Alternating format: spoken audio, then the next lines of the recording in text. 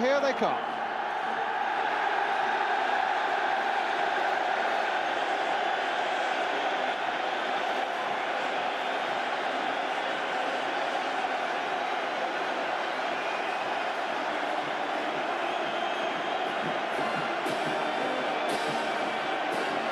So what a moment that must be for the faithful Nottingham Forest trainer Jimmy Gordon.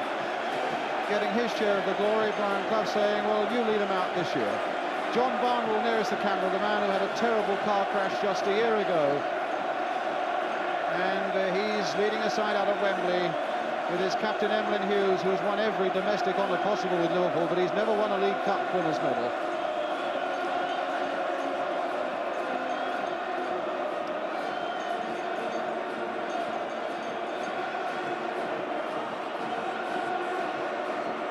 Forest in their third successive final.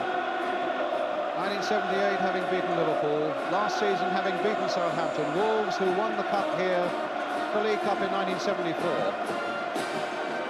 And, well, the inimitable figure of Brian Clough, having given Jimmy Gordon the chance to lead out his team, Peter Taylor behind him, with Richie Barker, the assistant manager of Wolves.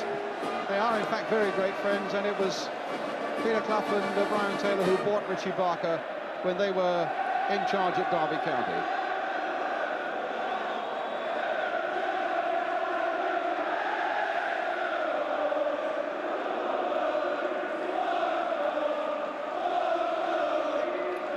And John McCall, the big Wolves defender who broke his leg in the cup tie against Watford.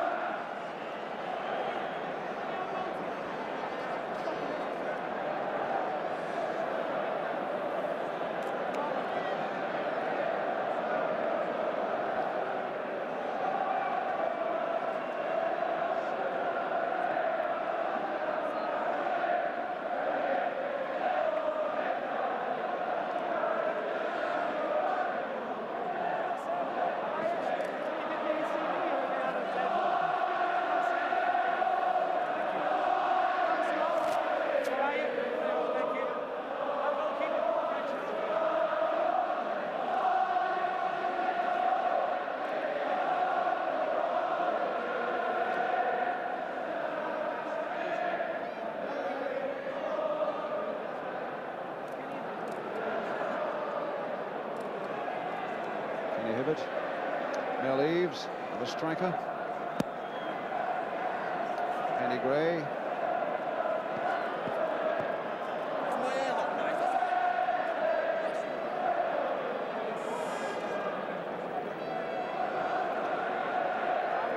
And John Barnwell, the manager.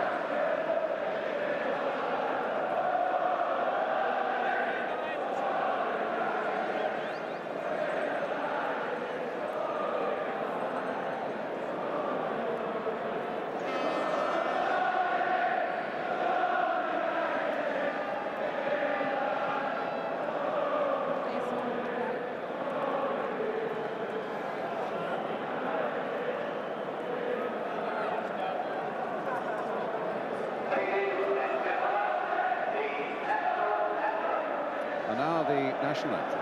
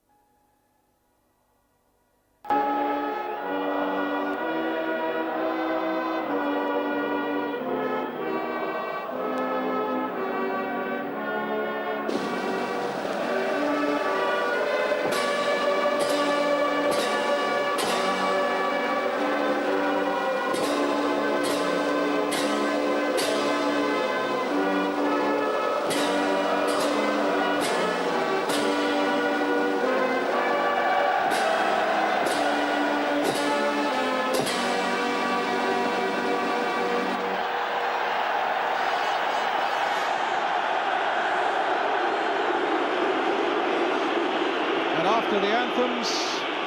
Let's take a check on the two teams, starting with Nottingham Forest. Without Stan Bowles, of course, who is cup-tied. He played in an earlier round for Queen's Park Rangers. Ian Bowyer takes his place. And just as important, without Larry Lloyd, serving that one-match suspension. And so David Needham comes into the defence to play his 10th game of the season. John McGovern is their captain. As for Wolves, well, they had a scare in the week when Kenny Hibbett had a thigh strain, but Kenny decided he was fit to play, and so Colin Brazier is named as a substitute. Jeff Palmer also felt a twinge of a thigh strain yesterday, but he trained hard, and he's also named in this Wolves side, with Emlyn Hughes, their captain. Well, a meeting of £2 million players here today. That's the first ever at Wembley. Trevor Francis of Nottingham Forest has suddenly found some good goal-scoring form to go with his other skills, 5 in the last 4 games. And Andy Gray, goal-scoring is something that is eluding him at the moment, only 2 in the last 16 games.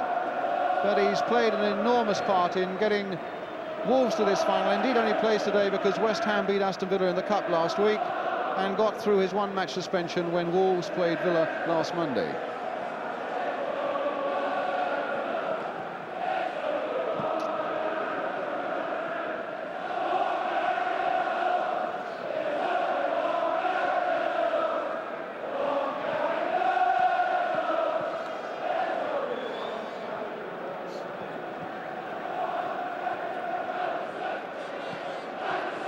The referee is David Richardson from Great Harwood in Lancashire, who in fact gave West Ham that penalty in the last minute last week against Aston Villa that in a roundabout way enables Andy Gray to play today.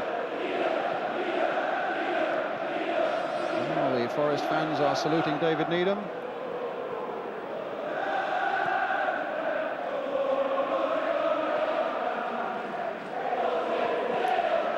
A very colourful collection of flowers there in front of the Royal Box on a really grey day. And we're also hoping it'll be an Andy Gray day, I suppose. Emlyn Hughes.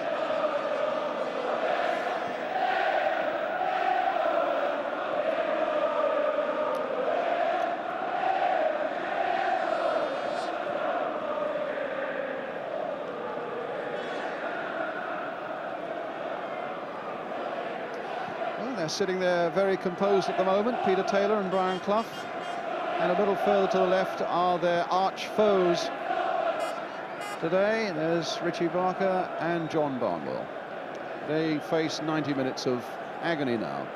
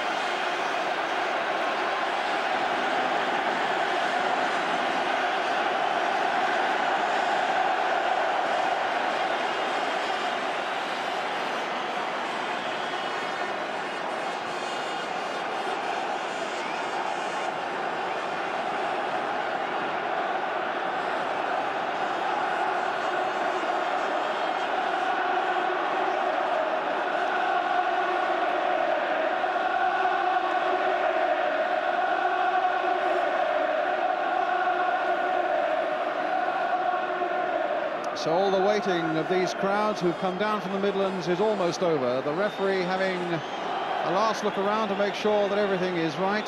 David Richardson from Great Harwood. And it'll be Nottingham Forest there, poised to kick off this 1980 Football League Cup final. I can only assume that they've got through the preliminaries a little quicker than most people thought. And we've a moment or two to go to get to 3 o'clock.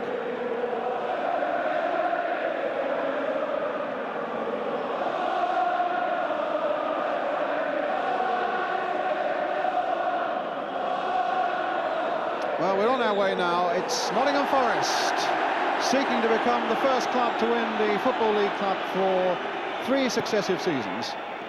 In the red shirts and white shorts, attacking the goal to our right. Wolves, the winners in 1974, in their famous old gold shirts and black shorts. Hibbett, a little header aimed towards Berry, and played back there, and Bradshaw got to come out quickly and was shielded by Emlyn Hughes.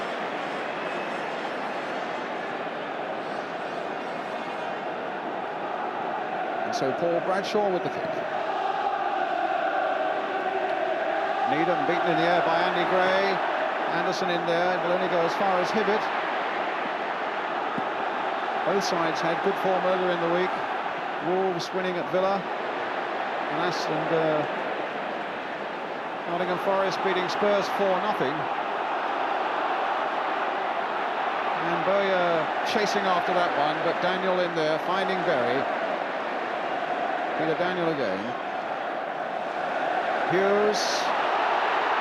Well, I was about to say that his contribution could be enormous in these opening minutes, calming down this Wolves side with all the experience he's got, but it was Emlyn, in fact, who made a quite elementary mistake, but he recovered quickly enough. Here's Carr for Wolverhampton. Derek Clark in. Played high there, but Kenny Burns cutting that out for Forest. Bowyer for Gray. And back for Shilton.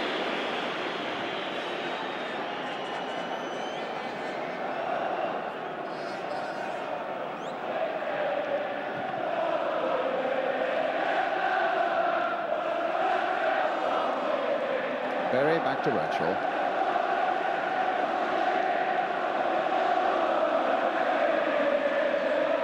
Needham and Gray. And quite a jostle there, and Andy Gray winning that ball in the air, flicking it on. I think we're going to see a lot of that this afternoon, and it's Mel Eves playing it here for Hibbett, and Hibbett in turn now playing it for Parker.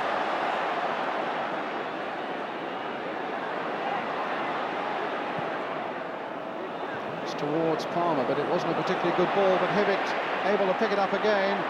Bowyer battling for it and winning it, and slipping it forward here for Martin O'Neill. And now Richards.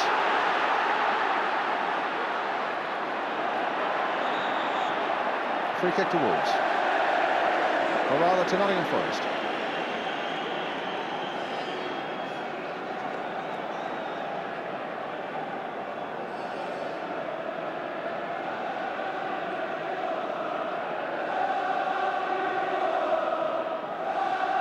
Kenny Burns, slow motion stuff there, looking to pick up somebody, and it's Frank Gray. A little surging run of his own.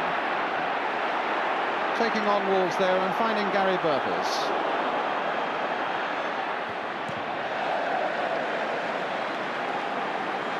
A Forest throw. Robertson now to Gray. Robertson again. This will come for Bowyer. Well, a chest trap that slid away from him, and here's Hibbett. A long ball out here. Oh, and it'll come nonetheless to Richards. It was a dive by Needham that tried to get that ball away. Richards battling, and between them, Needham and Anderson getting away what could have been a really ticklish situation, that for Nottingham Forest. Viv Anderson certainly played his part, but here's Emlyn Hughes on the ball again now for Wolves. Oh, here's header, not getting a lot of distance on it. Hibbett trying to play it towards Willie Carr. Bowyer planting it wide there, and Burtles finding Robertson. Flicked inside for Martin O'Neill. Playing very much in the central regions at the moment, O'Neill. And it's Trevor Francis who's away on this right-hand side. Looking to give him a bit of space to get that acceleration going, maybe. It's Kenny Burns at the moment. McGovern, it was a little too high for him. Anderson coming in. Oh, there was a challenge there that looks a pretty hard one indeed, and it gets a yellow card for Viv Anderson. And Emlyn Hughes urging the trainer to come on, and John Richards really felt that challenge. It was a 50-50 ball as Anderson and Richards came for it. And just look how the right boot of Viv Anderson clattered into John Richards. it's a cut somewhere on the left knee. That's with 5 minutes gone, and that might have repercussions. Oh, he seems to be moving that knee fairly freely now. Such an important member of the Wolves strike force, John Richards, who scored the winner here when Wolves beat Manchester City in 1974. It's not really characteristic of Viv Anderson, but it's a free kick quite properly given, and the yellow card quite properly given. Played towards Andy Gray. We're going to see a lot of that, with Hughes planting high balls. It's something that Wolves have been practicing a lot, aiming for Gray to get the flick on, for people like Hibbett to go in behind Frank Gray.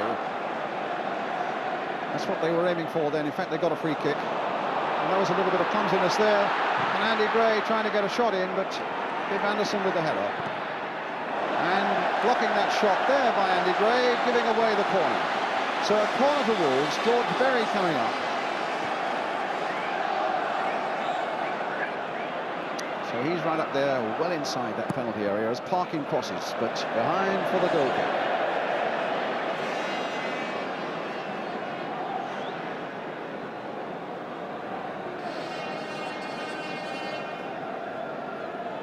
Gary Birtles. People wondering whether the speed of Birtles and Francis might unsettle Emlyn Hughes.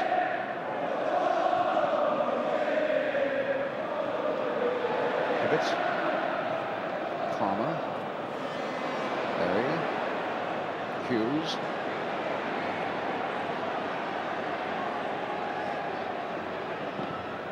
There's that long ball forward again, but this time it's Richards trying to get up above Burns, but it's Kenny Burns who won that one for Forest, and here's Birtles on one of his runs again. Hughes sticking very close with him and just seeing enough of the ball to get in there and get in the challenge.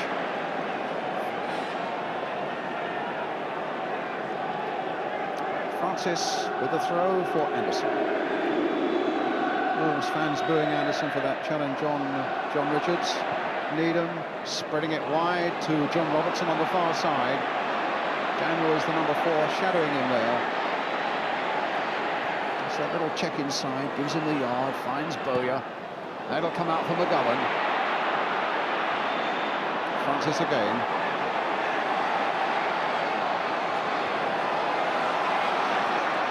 And now it's a Forest corner. Conceded by Derek Parkin.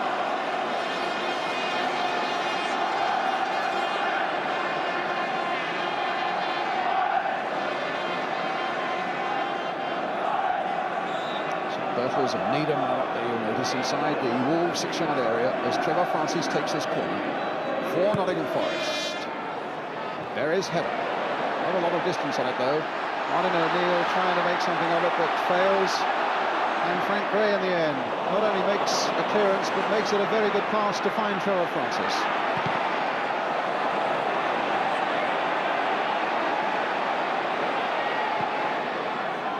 Needham had stayed up there. Daniel playing it.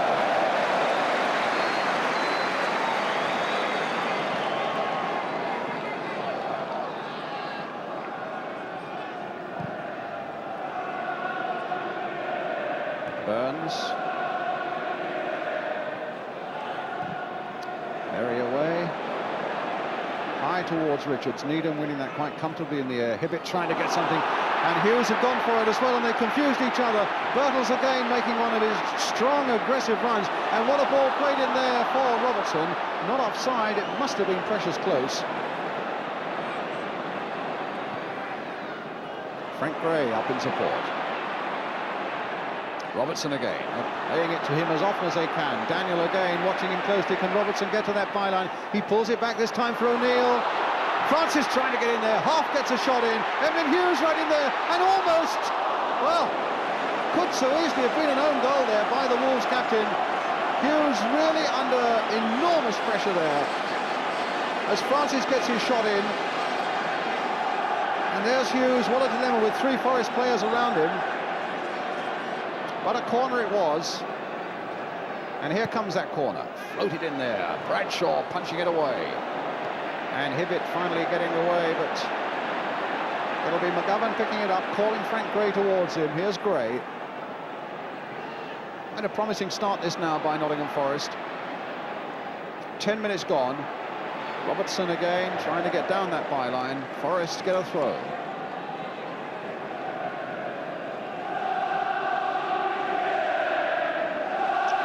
So David Needham again up on the edge of that Wolves penalty area.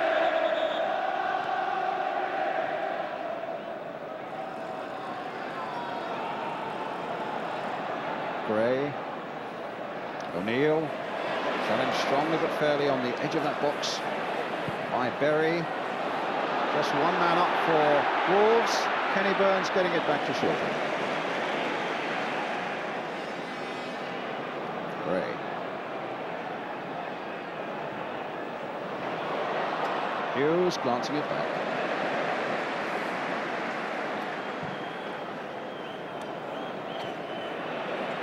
It's a Wolves throw.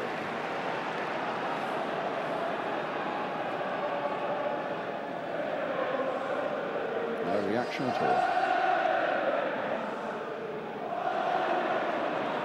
Richards, Hibbett.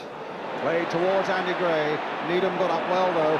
And what was good for Forest is it comes straight to the feet of Trevor Francis, with Anderson making a tremendous break through the middle for him.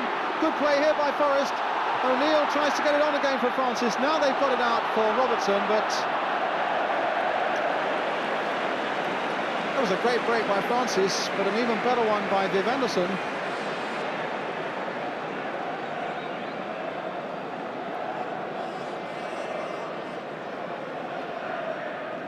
Palmer with the throw. Gray playing for Willie Carr. Now Hughes.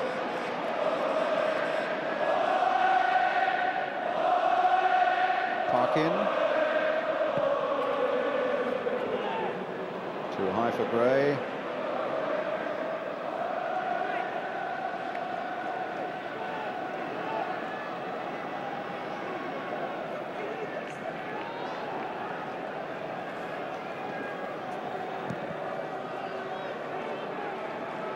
Jeff Palmer. Frank Gray's after this one. Could have been an awkward bounce, and that was what he was worried about. And here's Gray again. Set on his way swiftly there by Shilton's little throw. Played in by Robertson. The linesman flagging on this side for an offside against Martin O'Neill.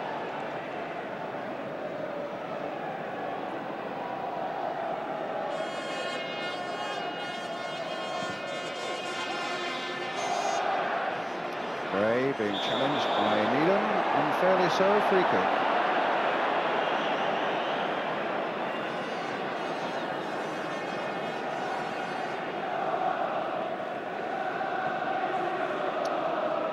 There he goes again, George Berry. Parkin with the free kick. Bowyer with the header away. Nicely into the path of Martin O'Neill. Now Francis.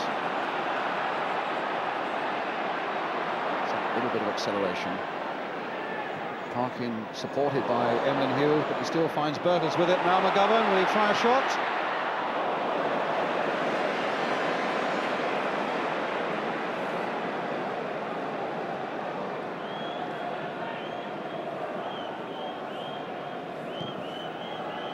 Certainly early on, Forest are using the width of this Wembley pitch very well. They've tried to feed Robertson as often as they can, and they've had Francis making some good runs down this right-hand side, but at the moment it's Hibbett here for Wolves, but a misunderstanding between him and Eves.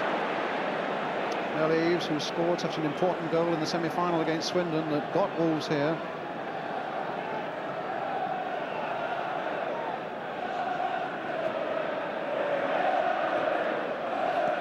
Now Francis. Eves.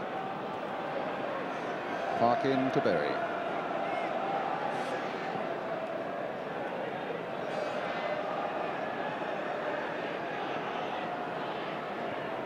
Palmer in for Hibbett with a quarter of an hour gone, no score. Hibbett's long ball forward, aiming at Andy Gray. Nodded back there by Kenny Burns, which, well, you might say was a bit of a gamble with Gray menacing him so much. He's a cool customer.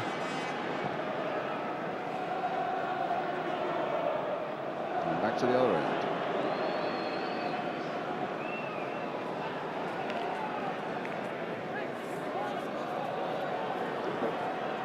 Berry, Palmer.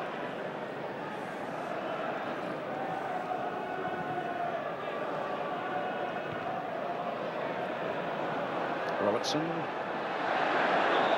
Challenge by Palmer was a bit fierce, but the ball was already out of play.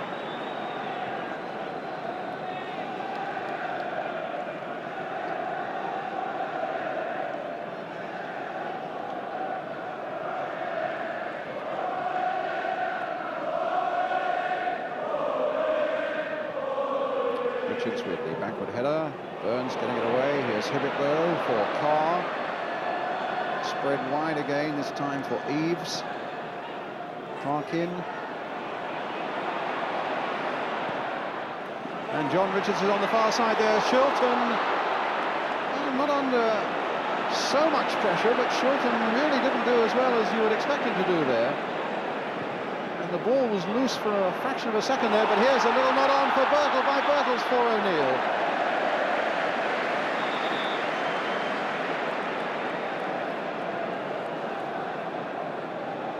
Offside.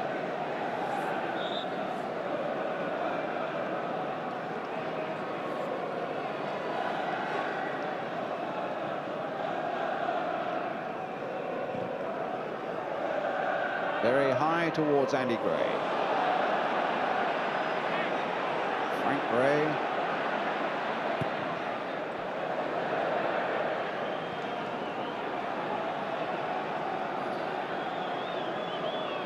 Fantastic head of a ball, Andy Gray. It's surprising to find he hasn't scored a headed goal this season, but he's up there challenging all the time and giving David Needham quite a few problems. Those little flick-ons that they're going to be looking for to get in behind that Wolves, the Forest defence. Put out by Frank Gray. O'Neill. Robertson. Ball just in play. Crowd was shouting, but the linesman was almost bent double, making sure that he got it right. Now Birtles. Ahead of him is O'Neill. Away on the left, if he wants him, is Robertson. And in fact, it comes for John Robertson now. Taking on Peter Daniel, trying to get to that byline, but Daniel was always that side of him. And so Paul Bradshaw, joining Wolves from Blackburn Rovers, takes another goal kick.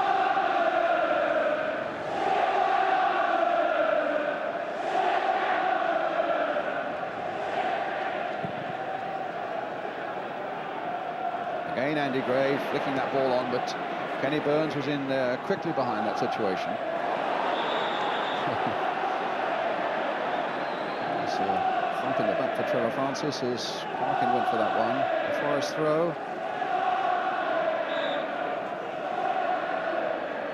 No, it's a free kick. It must have been the challenge by Parkin on Francis. Viv Anderson with it. Clouted there towards Martin O'Neill. George Berry getting up well for Wolves. Gray back here for Willie Carr. Gray back again for Willie Carr. Now good ball by Carr there. And now a chance for Daniel to take it up. Great burst from the midfield by Peter Daniel. And suddenly it's opened up. But the shot is across the face of that Forest goal and behind. But a beautiful surging run there by the former Hull City man, Peter Daniel. Really aggressive running, really taking them on, and suddenly at this point it opened up with Eves outside him, but Daniel tried the shot himself, and it really hadn't the power or direction.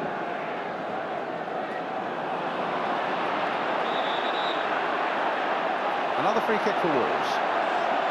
The ball moving when Emlyn Hughes took it, and he'll have to take it again.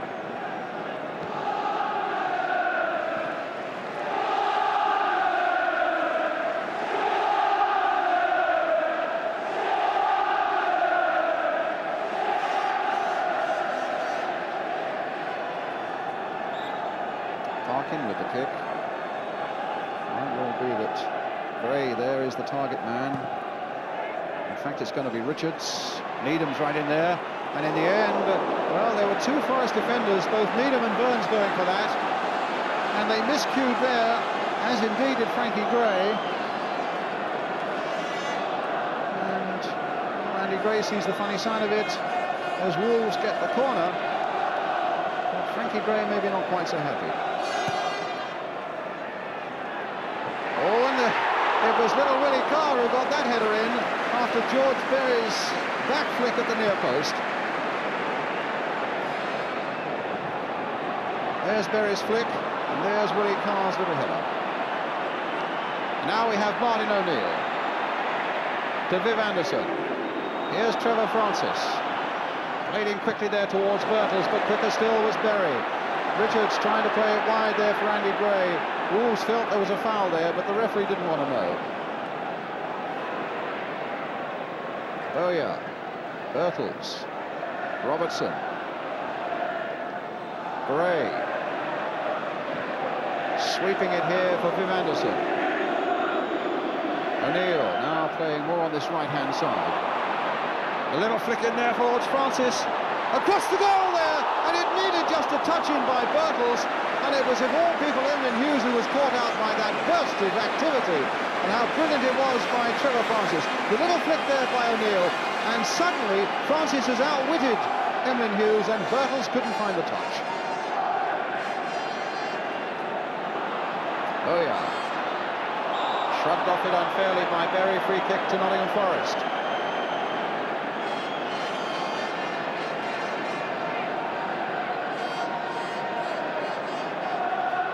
So Ian Bowyer, good old stalwart for Forest through the years.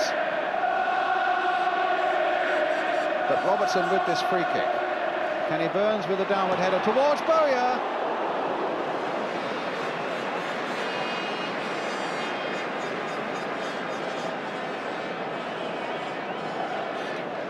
Goal kick.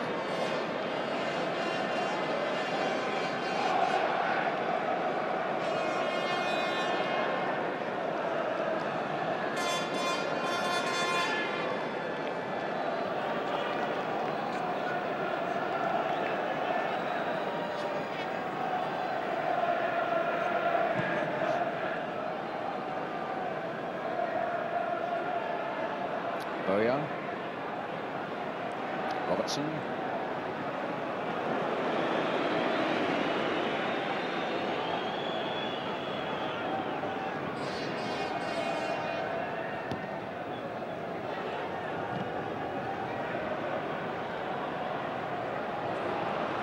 Carr, Gray, trying to get Eaves on his way. Anderson had spotted that though.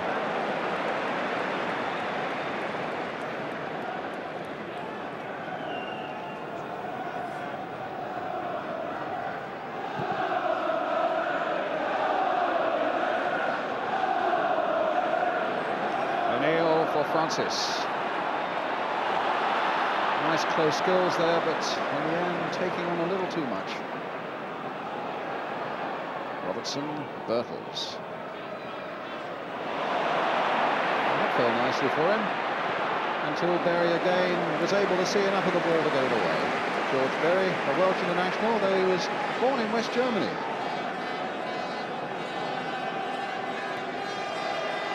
O'Neill. That's a good little cross, and Bradshaw had to grab that one, and it was Anderson who was right in the 6-yard area for Forest.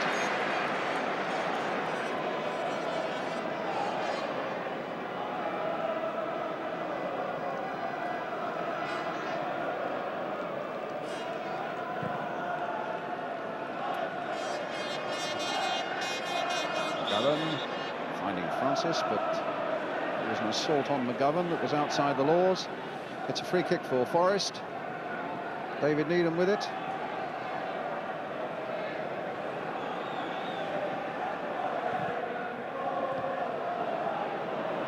Now Francis. Offside against O'Neill.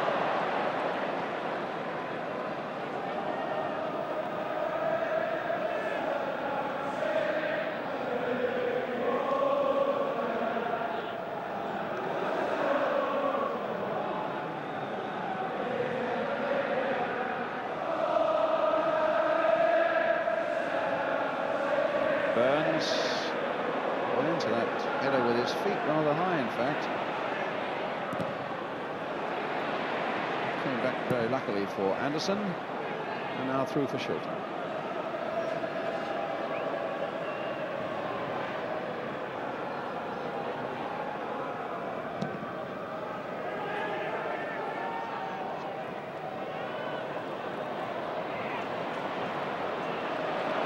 Playing it back very doggedly there for Emlyn Hughes.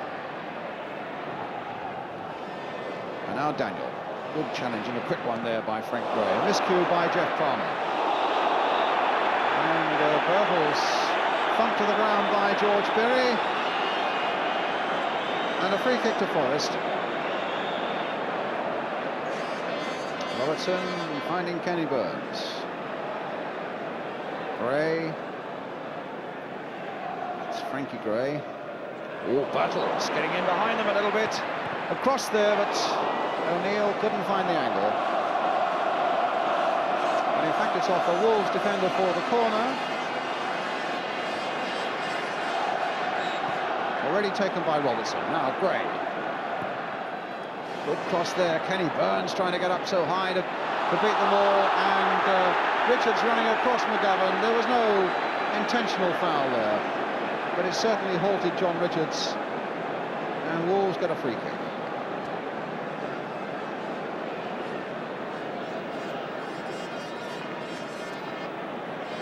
Parkin,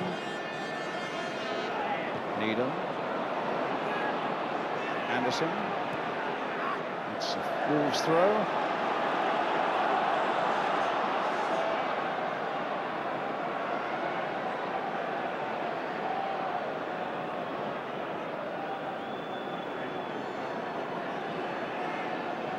Berry, Gray's header.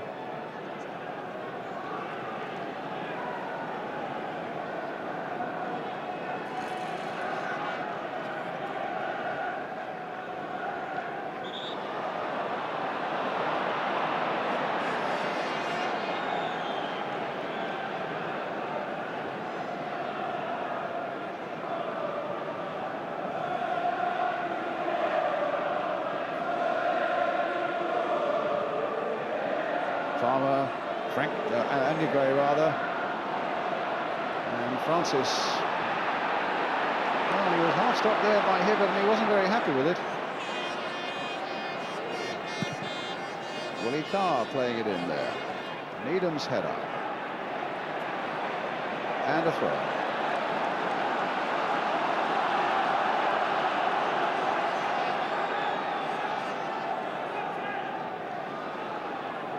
Parkin's throw, giving a bit of space there for Richards. And Bowyer finding Robertson. A lot of space down on that left flank for Nottingham Forest. Gray supporting him. Bowyer's gone wide now. Here's McGovern. And now Francis.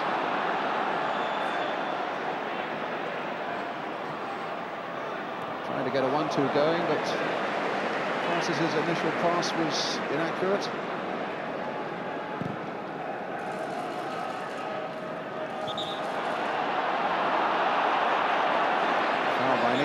Free kick quickly taken, but it was taken at least 3 or 4 yards from where Mr. Richardson wanted it.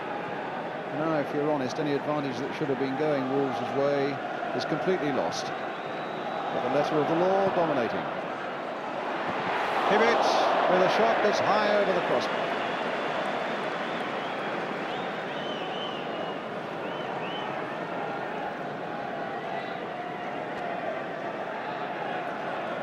It's an authentic Wembley atmosphere, even though the weather is not what they call traditional Wembley sunshine weather.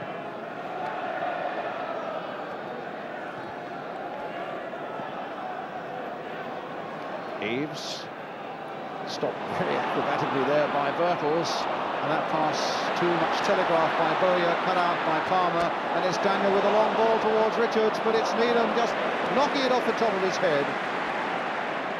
And Francis couldn't quite keep it in play. A throw to Wolves.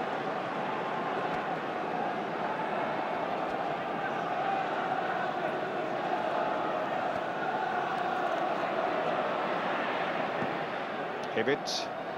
Andy Gray on the far side, just beaten in the air by the jump of Kenny Burns. Robertson now for McGovern. Frank Gray. Birtles. Robertson. And again, it's Frank Gray right in there. O'Neill just onside. Frankie Gray all the way through. And he couldn't quite finish it off.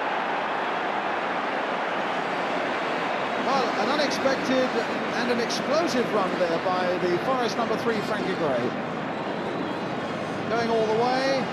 And that little 1-2, Wolves thought for a moment it may have been offside, but that was a beautiful ball played into him by Martin O'Neill. He just couldn't get himself together to get in the shot that would really have counted.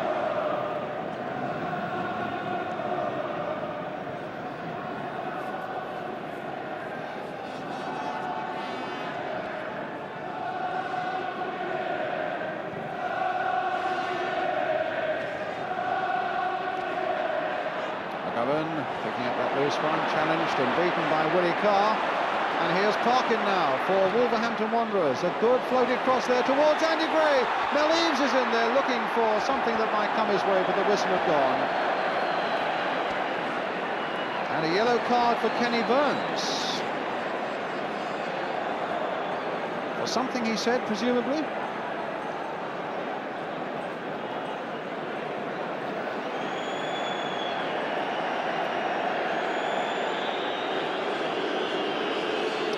Two Forest yellow cards, one for Viv Anderson, one for Kenny Burns.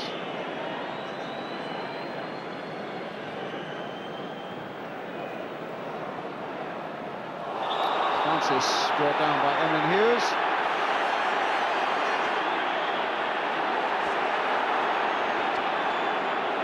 And there was some signalling on the Forest bench just now, which seems to have indicated Trevor Francis playing in a much more forward role. The messages came from the Clough-Taylor bench there. The feeling seems to have been to have pushed Trevor Francis into a more forward position. McGovern, stopped by Willie Carr. Richards, floating the ball in there, but it won't fall for Hibbett, it's for Frank Gray instead. And that really nearly fell for Peter Daniel, and there was a lucky rebound there for Forest, off John Robertson.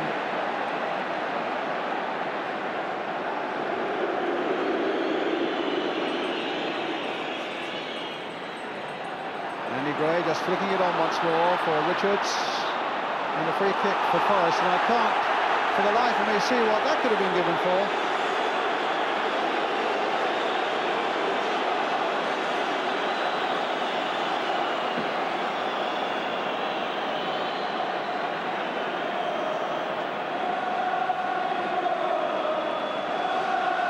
So Peter Shilton getting that wall lined up to cover every possibility.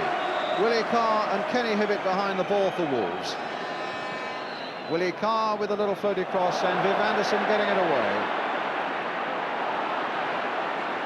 Daniel playing it there for Parkin. And now for Emlyn Hughes. Kenny Hibbett.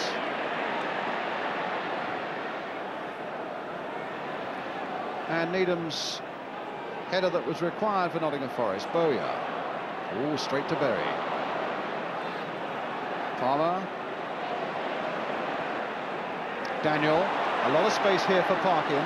There he is. Again, that ball, well, that was hit too firmly that time. Parkin himself wasn't happy with it. And Shilton aiming at turning defence into attack. Hughes' header going straight to O'Neill.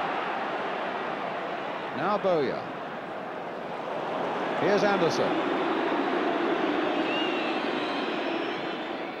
Birtles. Anderson. O'Neill.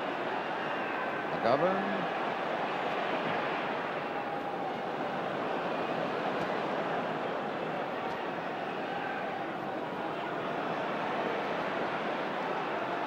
And now Needham.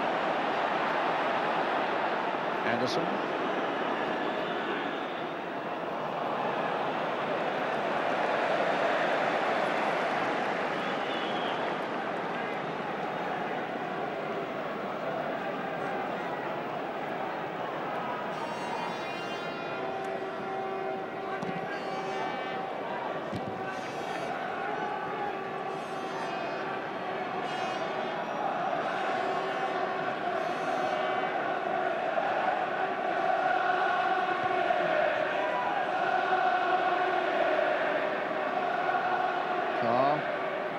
Hibbett.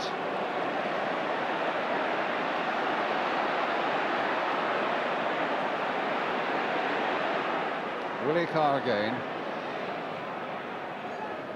Richards shaking off O'Neill, but he couldn't shake off McGovern, and then O'Neill finds Birtles. Anderson, Hughes sticking out the leg. Willie Carr, and now Palmer. Good little bit of pressure this by Wolves, as Peter Daniel now takes it up, and he'll really run at them. Carr, floating one in there. Palmer had gone up and stayed up, and it, in the end, is Robertson playing it back. I would have thought quite dangerously there to Peter Shilton.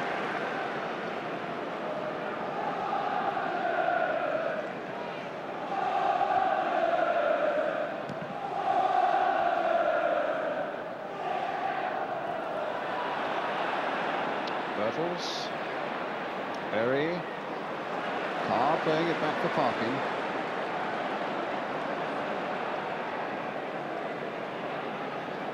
Hughes. Parkin.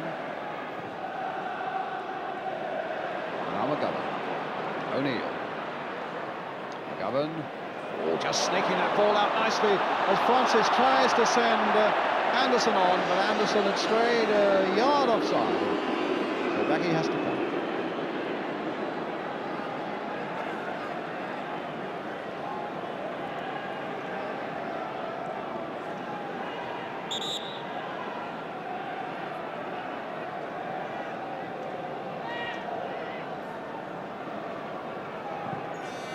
Hughes.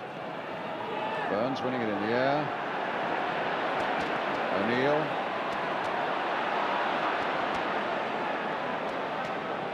Anderson. Francis, challenged by Berry.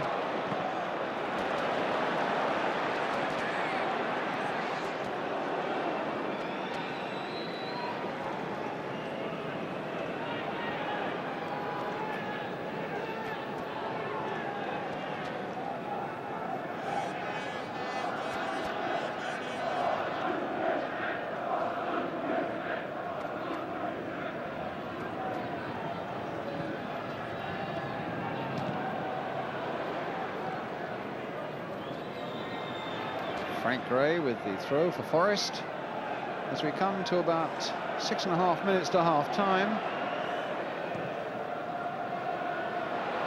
Willie Carr playing it into space here for John Richards, who's got Andy Gray waiting in the middle, but also there for Nottingham Forest was Kenny Burns.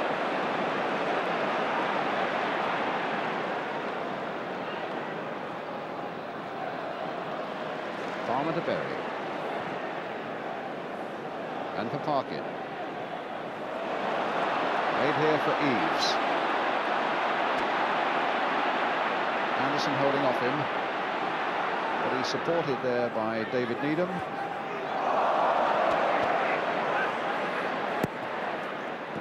Finally away to Martin O'Neill. Now Bow. McGovern. Forest working a bit of space for themselves there, and McGovern making very good use of it.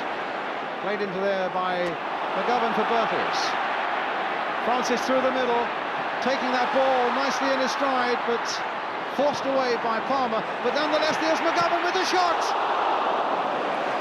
And behind for the corner.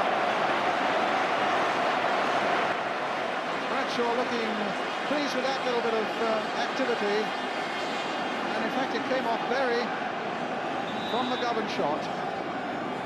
So Bradshaw now faced with this corner from Trevor Francis.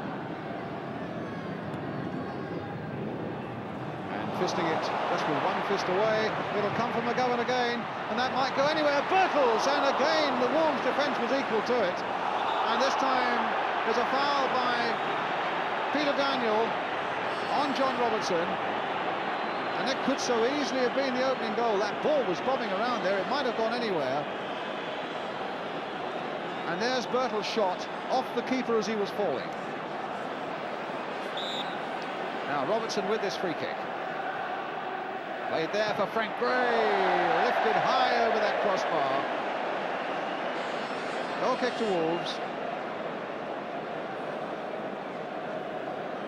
Well, Well, it was... At least he got his body in the way of that shot from Birtles, but I don't think Paul Bradshaw could have known much about it.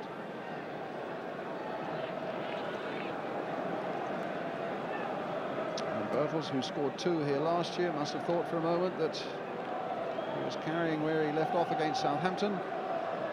Bradshaw with the kick. O'Neill with the header. Francis against Emlyn Hughes.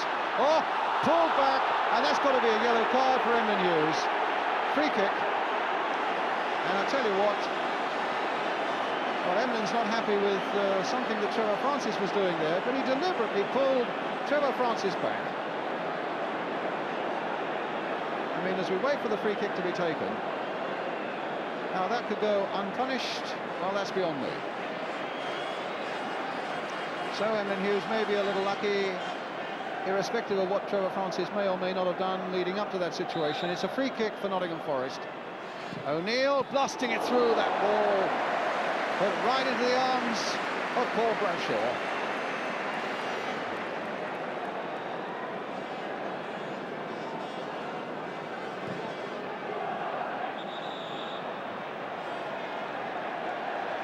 An offside.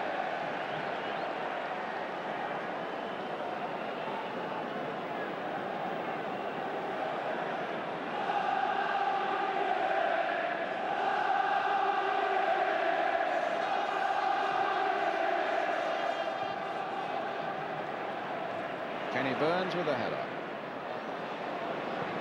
Berry, the long ball forward, Andy Gray right up there.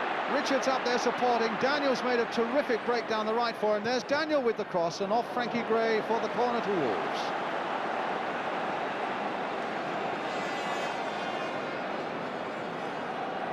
Which Peter Daniel himself will take.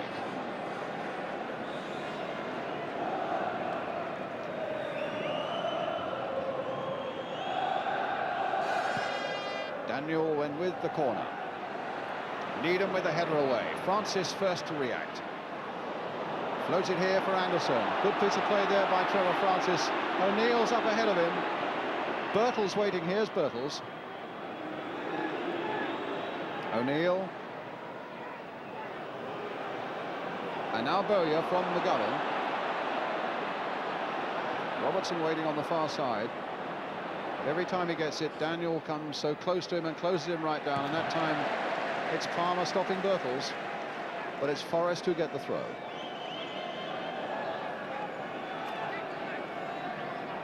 Inside the last 2 minutes of the first half now.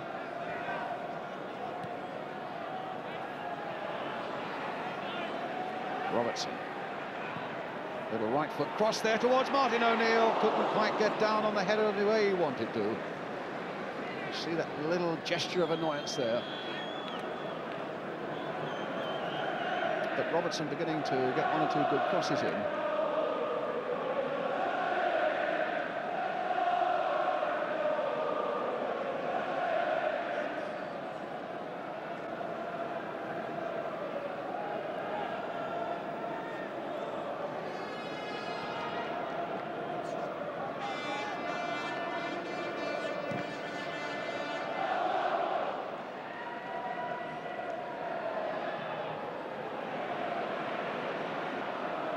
Challenge there by Palmer, turned in nicely there by Daniel for Richards. Here's Hibbett. Peter Daniel again. Oh, but that ball's fallen straight to Forrest, to Gary Birtles. Kenny Burns shoved from behind by Andy Gray. Free kick.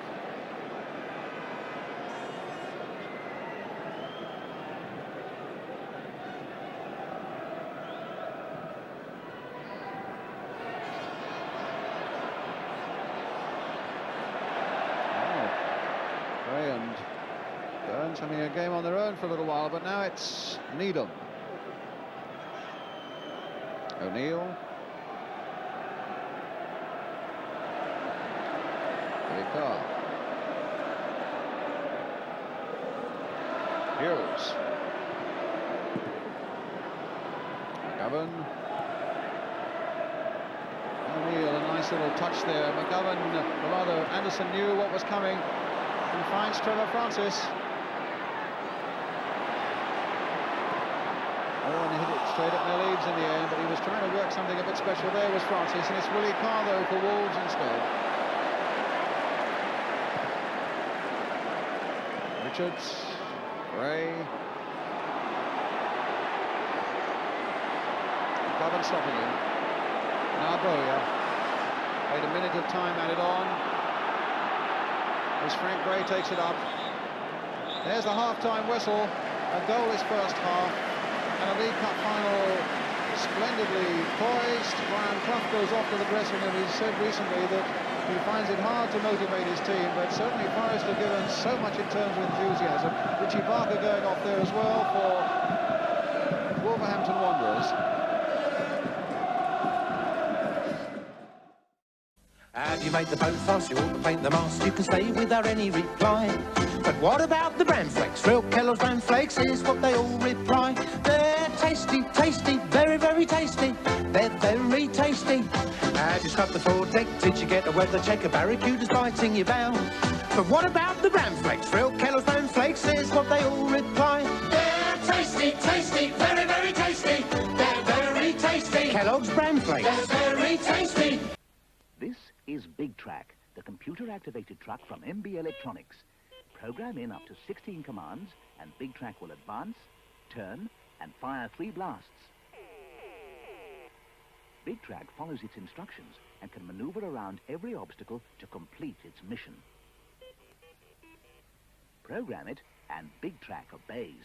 Well done, Big Track. Big Track from MB Electronics. Do you know how much longer Fairy Liquid lasts? Well, we took the best of all the other liquids and tested it against Fairy. The other liquid lasted pretty well. One bottle did all this washing up. Not bad, till you see what Fairy can do. Fairy's longer-lasting suds mean it can do all this and more, much more. On average, 50% more. And, of course, it's still as mild and gentle as ever. Fairy's not just a little bit better. It's 50% better than the best of the rest. Love the club. Love the club. If I can't love a club, Then I want love a love. 'cause everyone loves a club. Have you ever seen a biscuit so chunky? Lover, lover, lover, lover, love, love. Thick as a brick and chocolatey. Lover, lover, lover, lover, love, love. Have you ever seen such variety? Lover, lover, lover, lover, Let me hear it now, lover, lover, lover, lover. Lover, lover, lover, lover. When I open up a love, then I'm gonna love Love a it, love. because Everyone loves it. Love.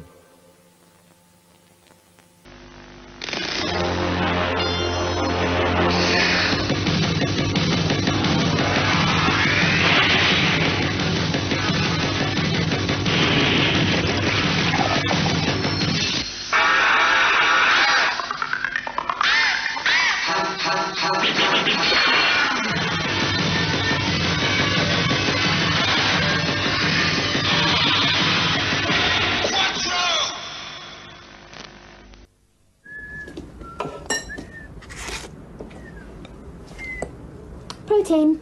Pardon? Beef's a valuable source of protein. We did it in school last week. I suppose you'll be cooking them by the moist heat method. Is there any other way?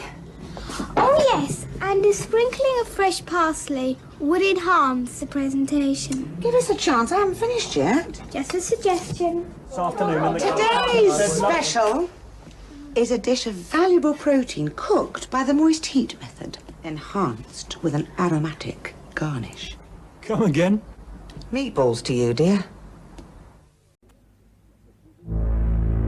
It's here. The biggest and best thing that's happened to shopping since checkout. Checkout 82. check it out. Check it out. Check it out, check it out. Check it out. Check it out, check it out. Check it out. Checkout 82. Big price cuts and hundreds of them, making today's Tesco even better value. Today's Tesco. Check it out. Susie's gonna sing about a different kind of chocolatey biscuit. Trio! Too loud. Trio! I said that was too loud. I want a trio and I want one now. Yeah, well, we all do, man, but listen. Not one, not two, but three things in it. I said... A chocolatey biscuit and a toffee taste too. Listen, could you just cool it? Not one, not two, but No three things are quite as good together as a trio. Last stop on round was old Ma Peggotty's place. 'Twas like taking bread to top of the world. And afterwards, a new baker had have kettle on and doorsteps of hot hovies ready. That's wholemeal hovies, he'd say. Get it inside you, lad. Does you good, that hill, says he. I've never seen an appetite like it. Hovis. It's as good today as it's always been. The water in Mallorca doesn't taste like what it ought to. No. The water in Mallorca don't taste like what it ought to. The water in Mallorca doesn't taste quite how it should. Mallorca. Mallorca? Mallorca. Mallorca. Hi, Dale. Any danger of some refreshment in here? Here you are. Get your laughing gear in there. Oh, golly.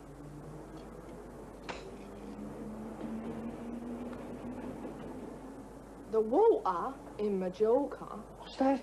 Don't taste like what it oughta. Gosh. The water in Mallorca don't taste like what it oughta. She's cracked it. She's only cracked it. You're absolutely wrong. Heineken refreshes the parts what other beers cannot reach. Billboard. Sir. What? What? Sir? What? Sit. Ow! What was that? That was what, sir? What was what, Bottle? What's it, sir? What? Sir? What? What's a what's it? What? Oh, what? What's it? Cheesy, that's what, sir. What is what wittering about, Wattle? Motor. What? Give us a minute, sir. Go and wonder what's it's when you know what's what. What? Sir? Will it be chips or jacket spuds? Will it be salad or frozen peas? Will it be mushrooms, fried onion rings? You'll have to wait and see. From the Bird's Eye Steakhouse Lean Juicy Steakhouse Grills, pure ground beef that you cook like a steak and serve like a steak. What'll you give your old man with his steakhouse grill? Hope it's chips, it's chips. We hope it's chips. Beef grills and lamb grills. More sizzlers from the Bird's Eye Steakhouse.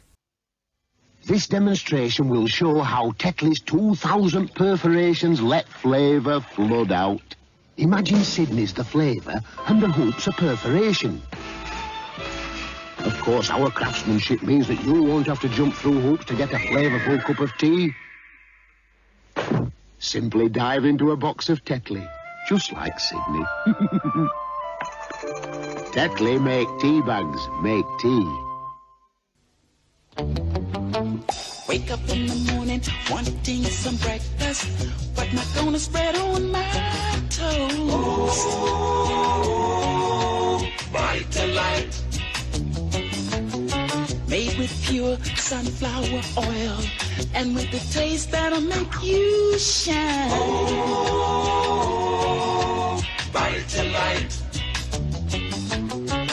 Keep it shining all through the daytime. When day is done, well, you know what I like. Oh, what's that? Oh, come on, y'all. Vitalite. Yeah. Good night. How do you pep up a pizza? Make room for the mushrooms. Make room for the mushrooms!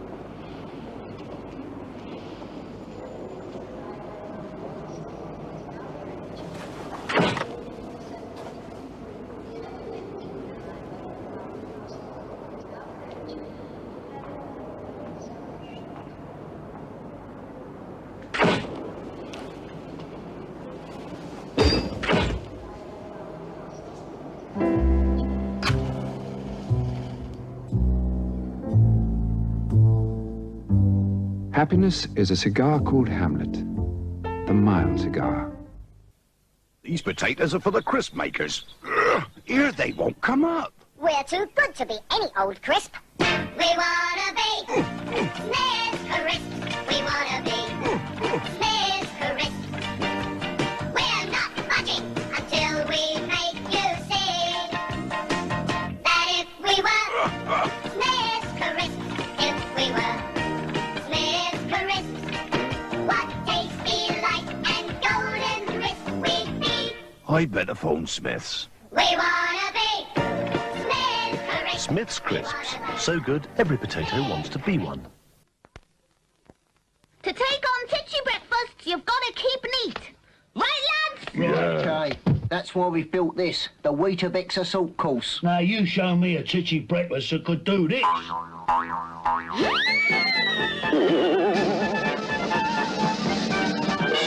Okay. And still sing. You make it neat, wheat, mate.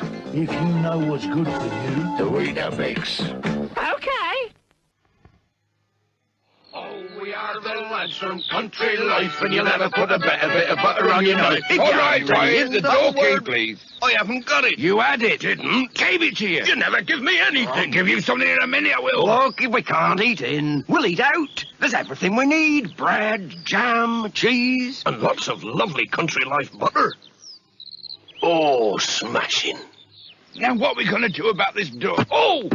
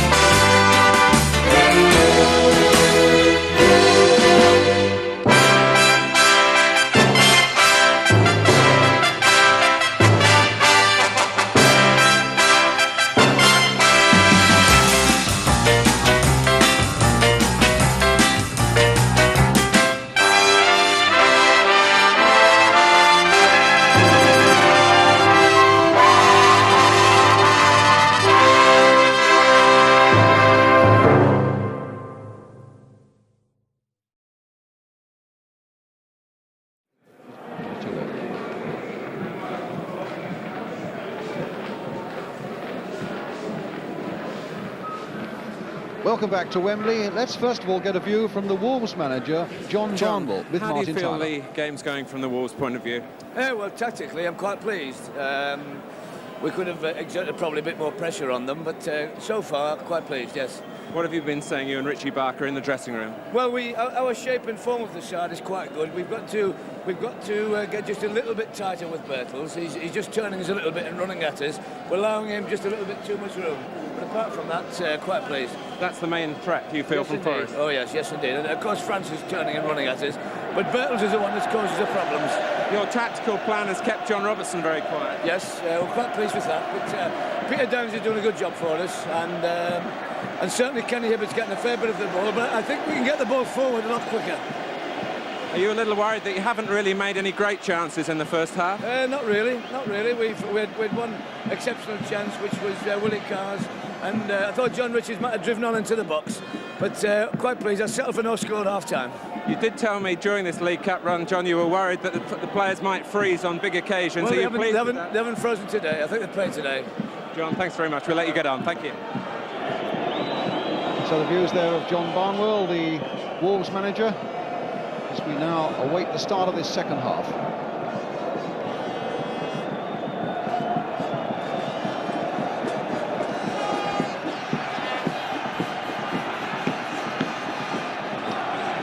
Well, we've heard what John Barnwell said. I'm wondering what Brian Clough and Peter Taylor said in that Nottingham Forest dressing room at half-time.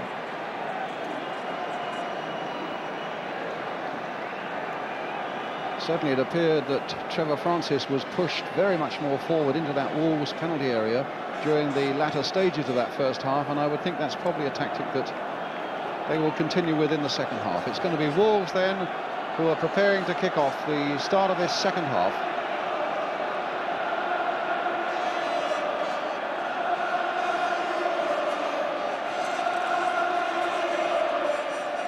And so away we go with the start of the second half. Wolves in the old gold shirts and black shorts attacking the goal to our right. And the ball back.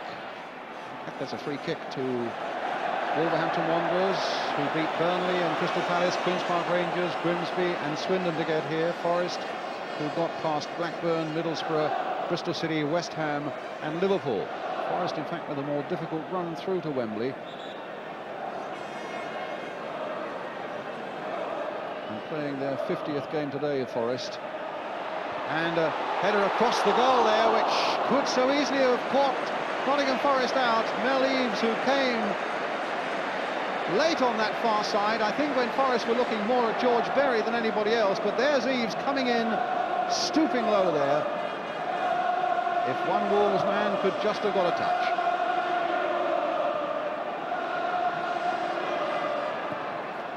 Palmer playing it forward. Frank Gray getting it away. Here's Hibbett. Now Richards. And Shilton comfortably behind, a not very hard hit shot.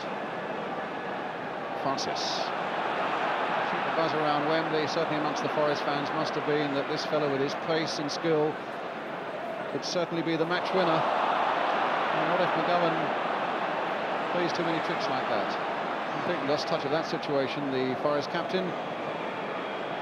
No harm coming, it's a throw. Such a very consistent player, John McGovern, through the seasons for Forest. Played in all three of these League Cup finals. Only O'Neill and Robertson have done likewise.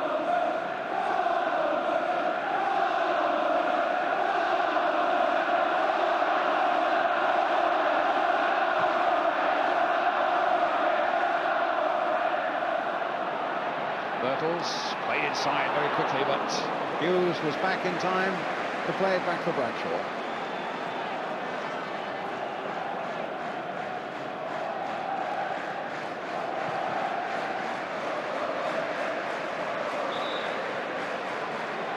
Free kick to Forest.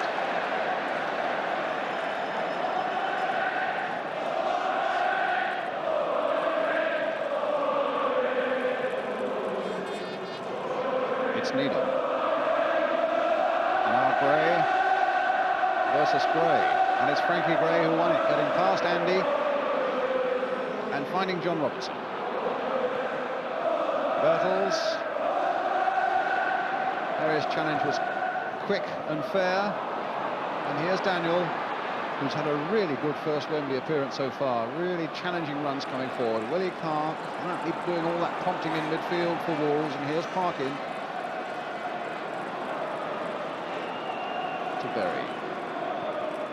Swept wide here for Palmer. Gray versus Needham, and Needham thumping Gray in the back. It's a free kick for Wolves.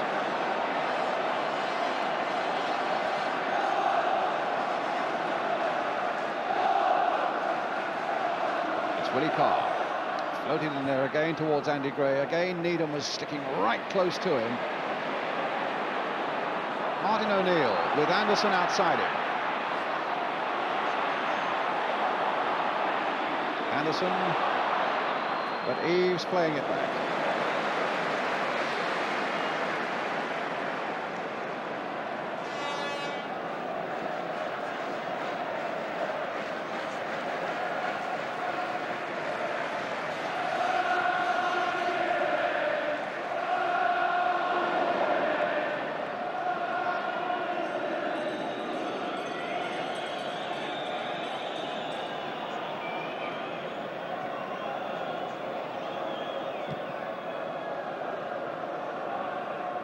Hughes, Parkin,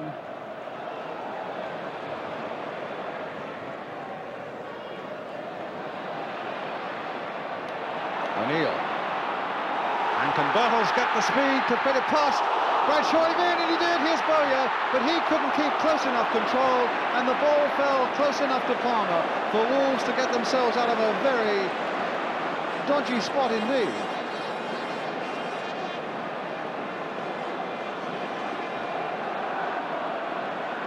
Was a little bit of slackness in that centre of the Wolves defence, and it looked for a moment as though Bertels' speed might carry the day.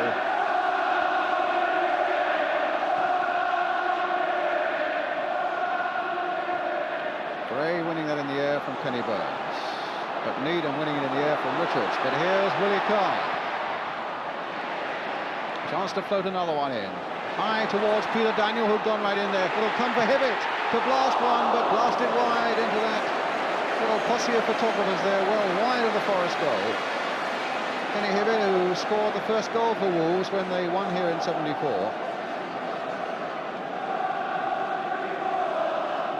Peter Shelton with the kick for Forest. Good atmosphere now. Kenny Burns with the header.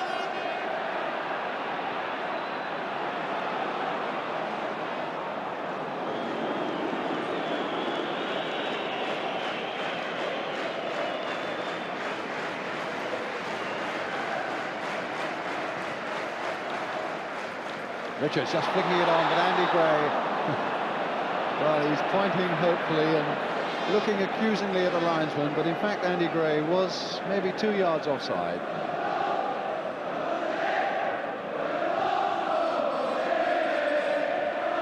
O'Neill to Anderson.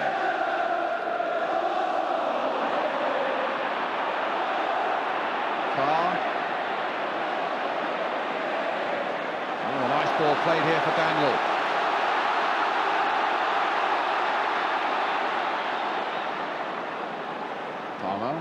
Hibbett.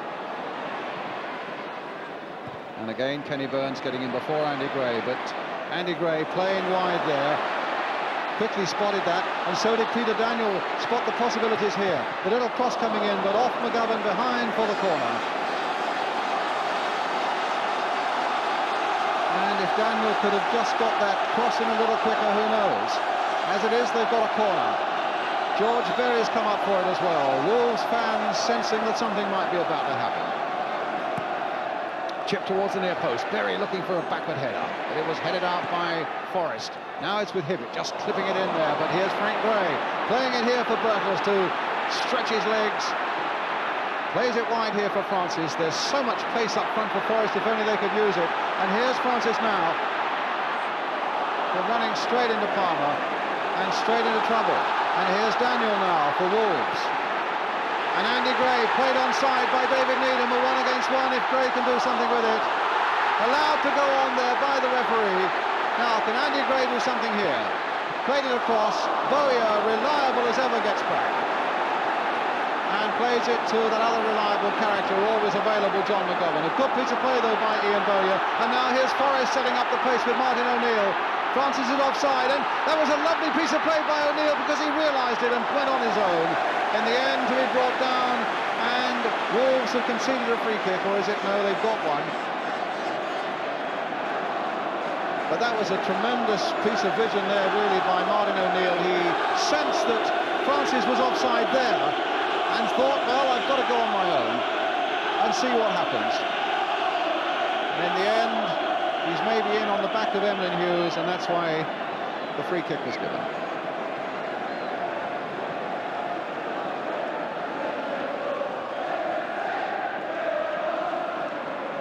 O'Neill trying to get past Parkin, a throw to Wolverhampton Wanderers. Seemed to me that there had been an unfair challenge on the Forest man, as it happens. Now it's a free kick to Wolves by Viv Anderson.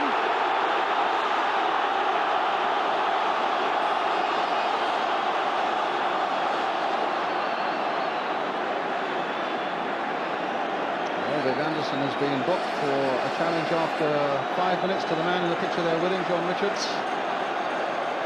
And he mustn't allow too many wild challenges to get into his game now. So the Forest wall not all that happy as Hibbett comes in and bangs one way over the crossbar. I think they were telling Trevor Francis that he's got to come back and make an extra man in the wall. But it's a goal kick to Nottingham Forest. A rousing start to the second half, but still goalless.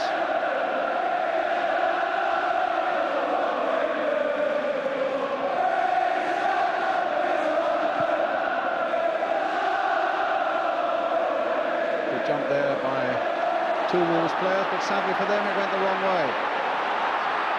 And that was a good piece of play by Palmer, just when Birtles looked fairly menacing, and a good ball played by Frank Gray to John Robertson. Trying to get it to the byline again, but Palmer is well aware of that one. And it's a corner. Needham's up and Burns is up. Palmer, who conceded the corner at the near post, having trouble with his right boot. Robertson with the corner. Andy Gray got that away to Kenny Hibbett. The long ball. Cut out by McGovern. Now Frank Gray again. Robertson outside him. Robertson gets to this byline this time. There's the cross coming in. Needham is there. Bradshaw didn't get a touch. O'Neill turning it back again. Needham with the header just over.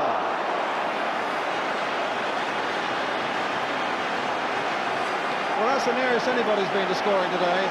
Bradshaw didn't get a touch there, and not really a positive one. O'Neill kept his head, found a lovely little cross in there. David Needham had gone up and stayed up with a header that was just too high.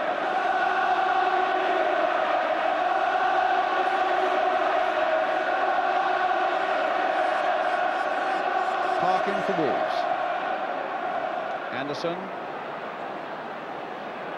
Another Forest throw.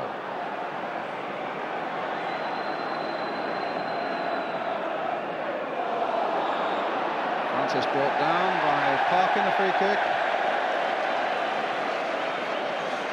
A lot of pressure on that Wolves bench, as well as there is on the Wolves defence. Needham with the free kick for Forest. Perry. And now a Forest throw. 0-0 it is. Francis. That time Eve stopped him.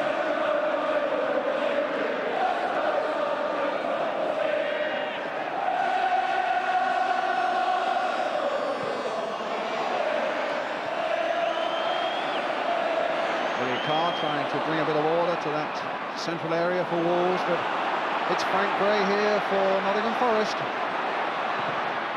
blocked by two Wolves defenders. A little back heel there for John Robertson. A good floating cross by him. O'Neill's under it. Bradshaw's only half pulling it away. Francis would spell this for Forest. Birtles nodding it down for O'Neill. Back for Gary Birtles again. And Jeff Palmer just getting it back.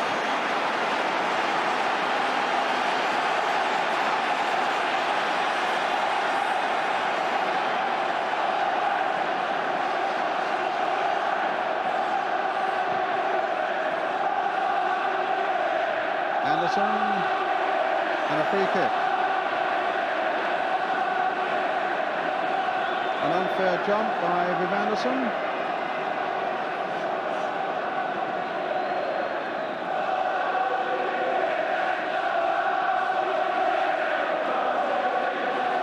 Derek Parkin with the free kick.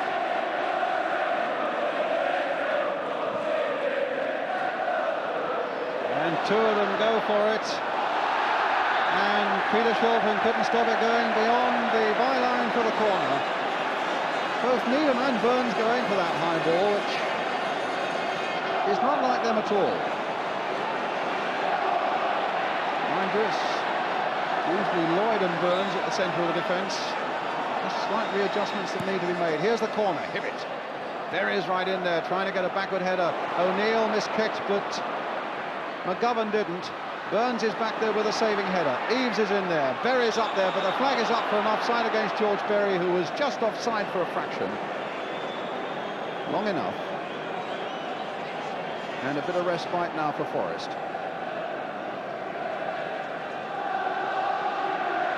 David Needham to Viv Anderson. Quarter of an hour of the second half gone.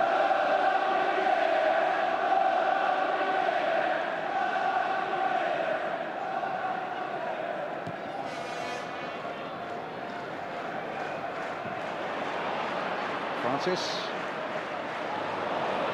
Always back there. There's no way back though. That's blocked by Harry Birtles' late run. Yes, a shove in the back by Needham on Gray. And Gray asking for protection from the referee. David Needham's been sticking so close to him. Too close, in fact. That's why this free kick's been given, which Derek Parkin is taking for Wolves. High again towards Andy Gray, winning it in the air. Hibbett trying to go free, but Anderson was back there and across there.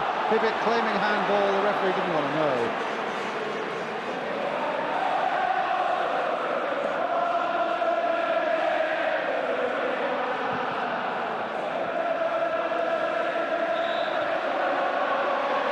Free kick now to Forest. I think it's a brave man who'd name the winners now. Still 0-0, still superbly poised. Kenny Burns on the ball for Nottingham Forest. Floated towards Needham, who'd gone up, but that'll fall for Peter Daniel. Bowyer struggling to get back and succeeding, but here's Palmer. That's a Wolves throw. Forest beat Wolves 3-2 in the league at the City Ground, Nottingham, back in October. We're a long way from that sort of goal scoring at the moment, still 0-0.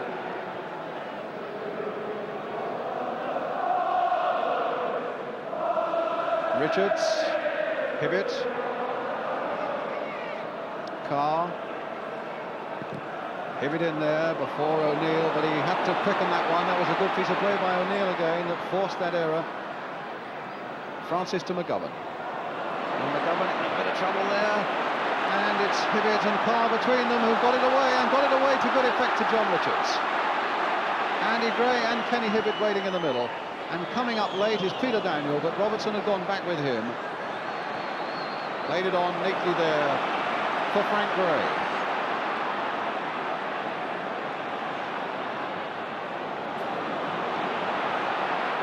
Cut out by Emlyn Hughes as well for him that he did. The linesman was flagging though. Francis would have been offside. The referee decided to allow play to go on. Hughes finding Willie Carr. Played in towards the near post towards Andy Gray. Needham was shadowing him well.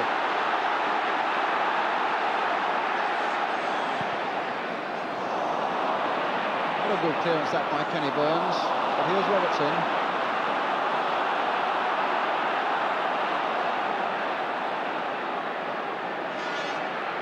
Two have gone running forward, Francis and O'Neill, but it wasn't a particularly good ball. Parkin now for Berry. As Wolves take possession again. Here's John Robertson. But now the ball with Peter Daniel. Floated towards Andy Gray. A little bit of space there for him. And Needham acrobatically getting that back. That was real touch and go, but it succeeded.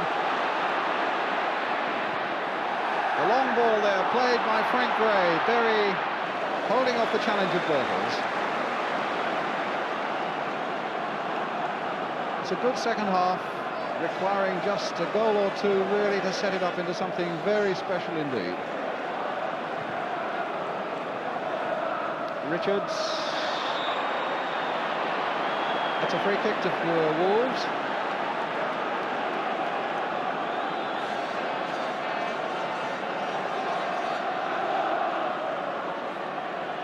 Hughes. Parkin. Hibbett. It might yet come for the Wolves as Willie Carr now plays it for Peter Daniel. Palmer and Needham heading that away when he didn't really have to do that. That was falling quite gently for Peter Shilton. Pushing everybody forward now, Wolves. Hughes now spraying it wide here for Andy Gray. In a really active game as Andy Gray, taking a lot of stick but taking up some good positions. McGovern getting that one away. Hughes trying to close on it quickly. An advantage there played by the referee, though nothing came Wolves' way in the first place, but they've got a free kick now.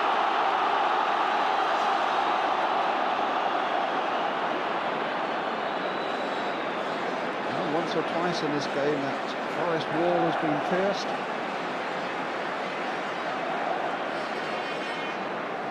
Hibbett crawling away from the scene of his crash.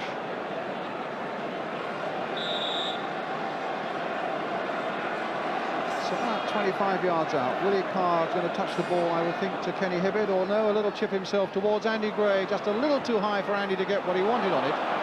But it's still with Peter Daniel floating again towards Andy Gray, and again not quite the header he wanted, but Shilton's in trouble. But there was a foul on the keeper,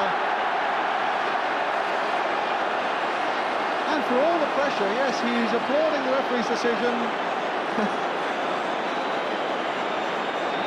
But with the greatest respect to this very fine keeper, he's a little out of confidence when things are in the air and he's under pressure. But quite properly, the free kick was given.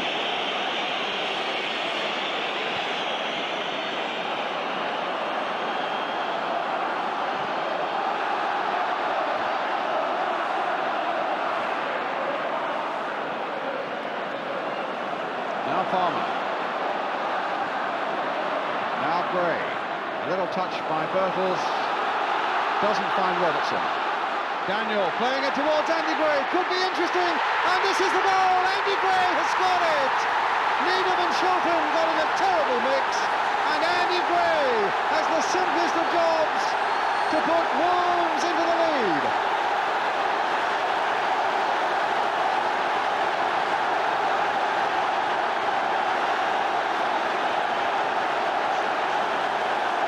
The long ball forward there by Peter Daniel. Should Peter Shilton have come for this one? There you can see the misunderstanding, and what a simple chance for Andy Gray. Nottingham Forest 0, Wolves 1. The scorer is Andy Gray. Only 2 goals in the last 16 games. For my word, he's made one count today.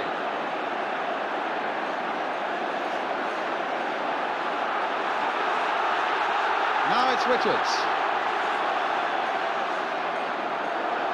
And you really got to question whether Peter Shilton was ever going to get that ball as it came in from that free kick from Daniel.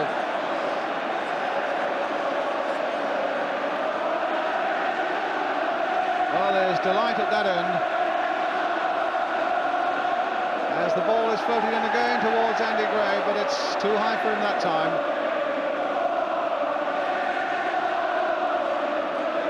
Well, a real Forest host of Wolves colours there, and they're all cheering the goal scored by Andy Grove.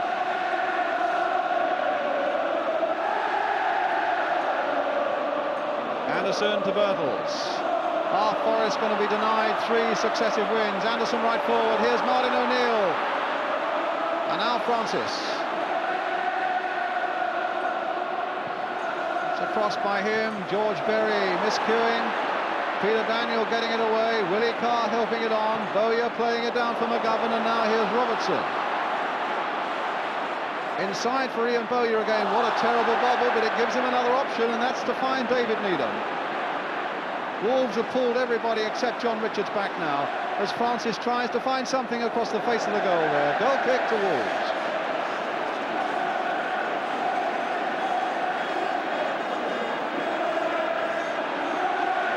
Oh yes, it'll be time to start looking at watches, but there's still something like 21 minutes to go. And the time will fly through those 21 minutes for these fellas.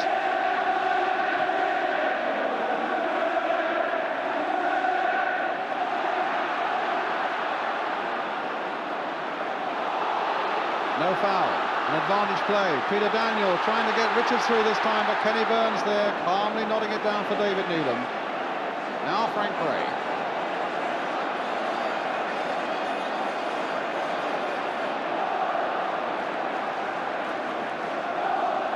Robertson. McGovern. Anderson. Played for Francis.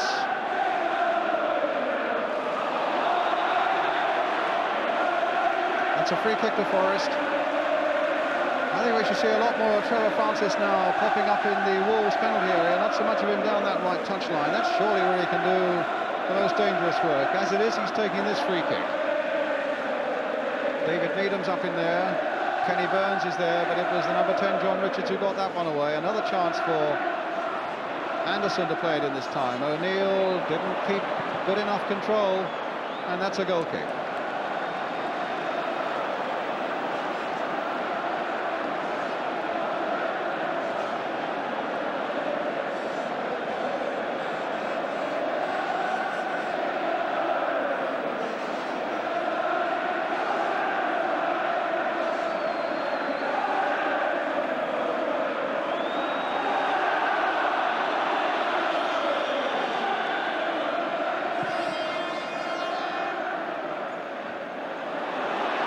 Leaves for Wolves.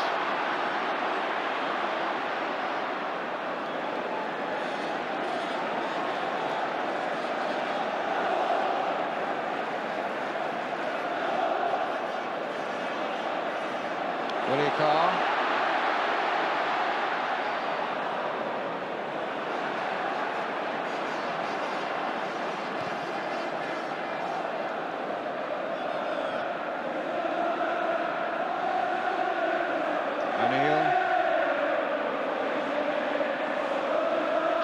That challenge by Eves, supported by Francis on the touchline there, played in towards the near post. Berry getting there. Oh, Bartle's playing it back. Well, that was so near to being. Oh my goodness! Well, Wolves lived with the utmost danger there, and look at the frustration there on Martin O'Neill's face. It looked for sure that suddenly it came out, and Birtles played it there for Martin O'Neill. The shot somehow was charged down, and it came back again. Birtles trying to get it in there, straight though into the arms of Paul Bradshaw. So Wolves certainly had their slice of good fortune there. A free kick again for Forest, with about 18 minutes left. Martin O'Neill. Well, that could go anywhere. It's now with Peter Daniel. Colin Brazier warming up for Wolves. But at the moment, Wolves are being penned back as Frank Gray finds John Robertson. Francis getting up there with a head, and Parkin getting it away with a boot. Needham. Willie Carr. McGovern. Forest searching as hard as they can for the opening that'll bring them something, and the referee saying that was a bit of a dive by Trevor Francis after the challenge by Emlyn Hughes.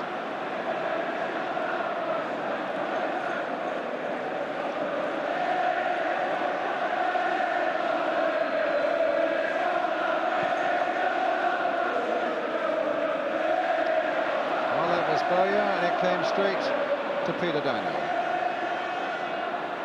Now Francis. Oh, what a good ball by Francis, and what a lovely run by Anderson. Played in again there if O'Neill can get there. But Emlyn Hughes performed superbly there for Wolves. But here's Anderson again with the cross. That time Berry's holding him at bay. McGovern playing it again for Anderson, looking maybe to get the cross in. No, it's Francis who tries. Now Anderson with a bit of space maybe. McGovern now for Nottingham Forest. Played in this time for Martin O'Neill. Wolves denying him a chance really of a sight at that goal. Francis once more.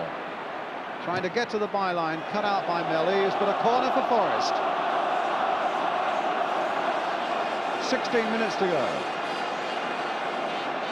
David Needham coming up again. His mix-up with Peter Shilton being the cause of Forest being a goal down. Now Needham's going to try and put that right.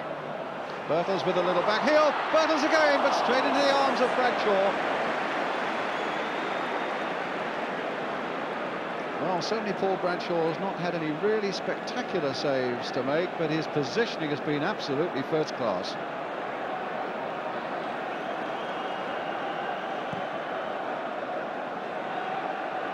Gray. And now Daniel.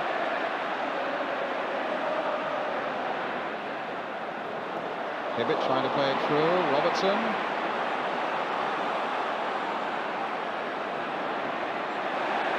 That'll come for Bowyer, though. Francis away on the right.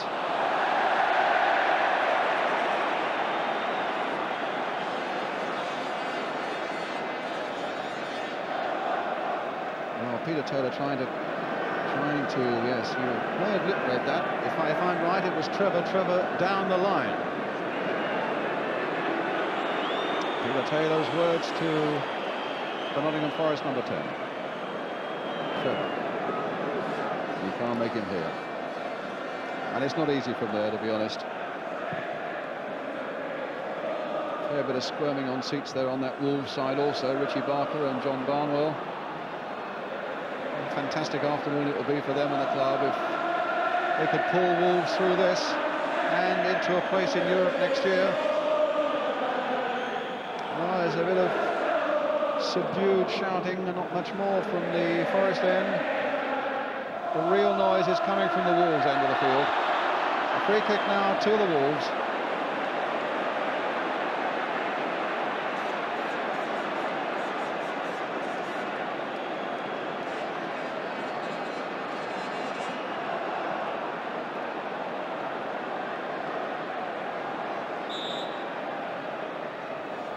Hughes now for Eves. There's the cross, and there's Shilton.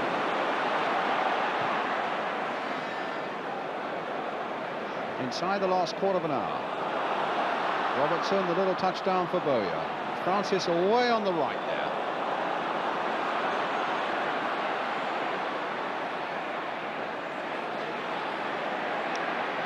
Well, Peter Taylor told him to go down the line. It's Anderson playing it in again. Here's McGovern, or rather O'Neill. Francis again with that little cross coming in towards Robertson, but it was Kenny Hibbert who just lifted himself enough to get it away from the Forest man. And here's Peter Daniel. It was his long free kick that led to that goal for Wolves.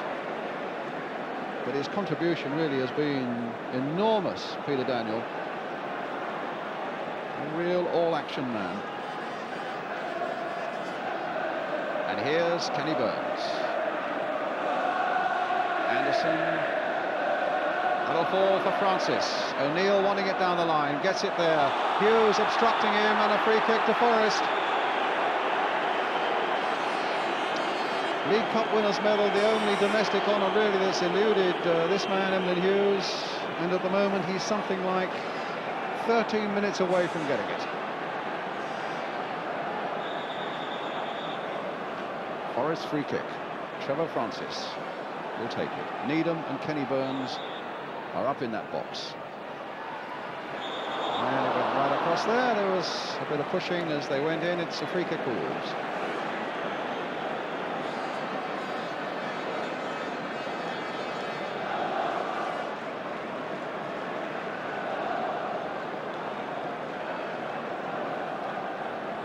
Well, it's been a good afternoon for Paul Bradshaw. He's not really put a foot wrong, but it's been an uncharacteristically nervous afternoon for Peter Shilton. There's no question about that.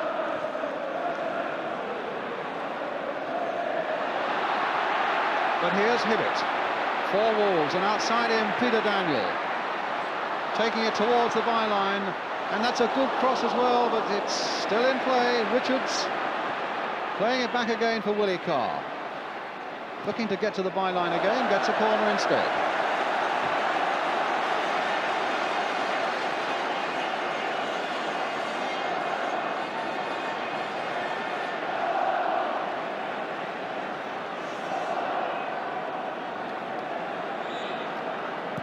Hibbett with the corner. George Berry with the backward flick. Did that hit the post or what? Willie Carr, that certainly hit Viv Anderson. And a chance now for a breakaway for Forest, led by the speed of Trevor Francis. George Berry is after him, and Francis going on well, but couldn't quite get it to Martin O'Neill. So Parkin just darted in there and saved the situation for Wolves.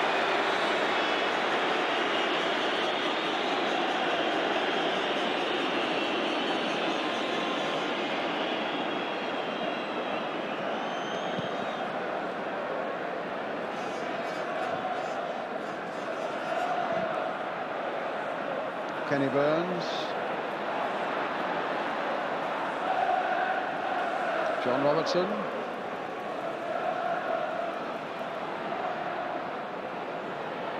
Birtles.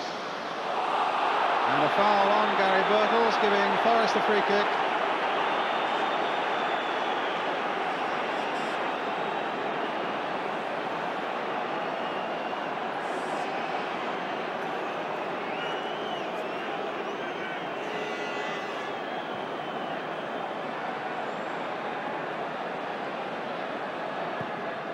Cross coming in, and John Richards getting it away, but they pushed everybody forward, Forest. Kenny Burns right up there so well, and dived in by Francis, but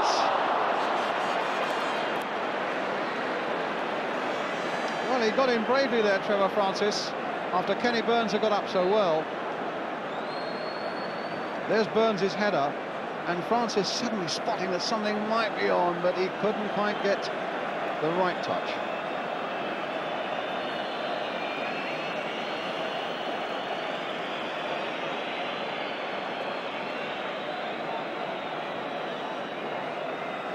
He's the man they would least want to lose. With 9 minutes left and a goal down.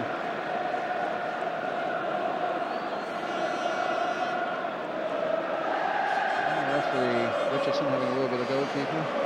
And Richie Barker coming out, just making sure Wolves keep on their toes and keep thinking and concentrating. And John Barnwell has another look at his watch, knowing that they're inside the last 10 minutes.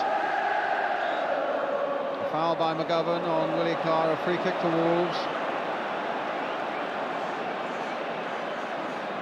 And not a lot being said there.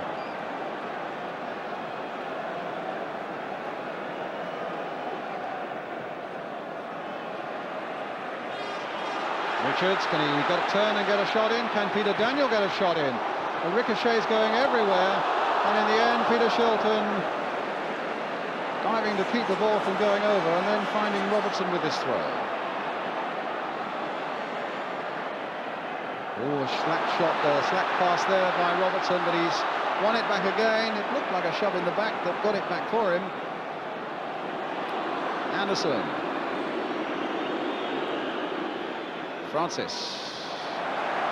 Wolves keep it again. Emlyn Hughes backpedaling, finding Bradshaw.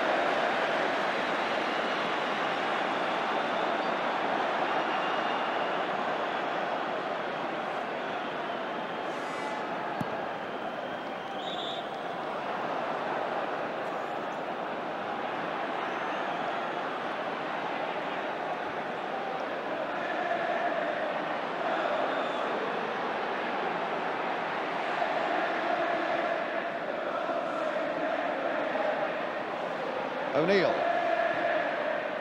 And Bowyer almost in there. And in the end, it's Palmer who got it away. Forest throw, Frank Gray with it. McGovern. About 7 minutes remaining. O'Neill. Frank Gray. Horrendous bobble there, but in fact it still fell out Frankie Gray's way. Robertson. And McGovern's in a bit of space. And so here is Kenny Burns. Wolves have come out quickly, hoping to catch him offside. O'Neill. In the end, it's Palmer who gets it into touch.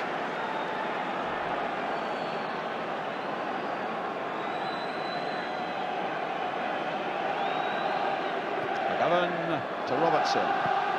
Floated in there. And it was Berry who got that one away. Good, strong, solid game, George Berry.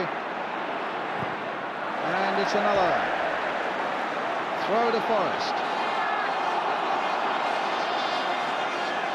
Tension really reaching its height here now, with Wolves with 5 minutes left, needing to hold on just that short amount of time. But Robertson putting it across, and Bradshaw grabbing it well. George Berry having a little hug of his goalkeeper too. Well done.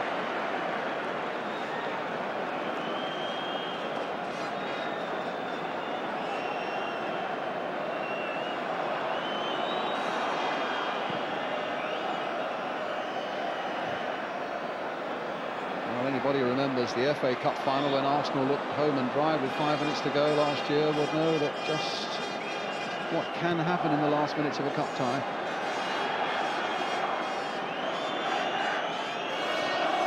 Oh, he's got a badly cut right eye there, John Richard. I didn't see how that happened. But he's quite happy to go on for the moment, and why not, with Wolves leading 1-0, but Birtles now attacking them again.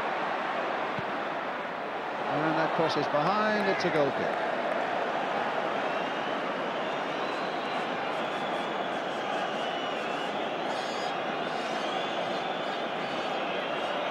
He's had some terrible luck with injuries, John Richards, over the last 3 or 4 years, but to come here twice and to win twice is quite something, and that's what's on the cards for him now, 1974 and 1980.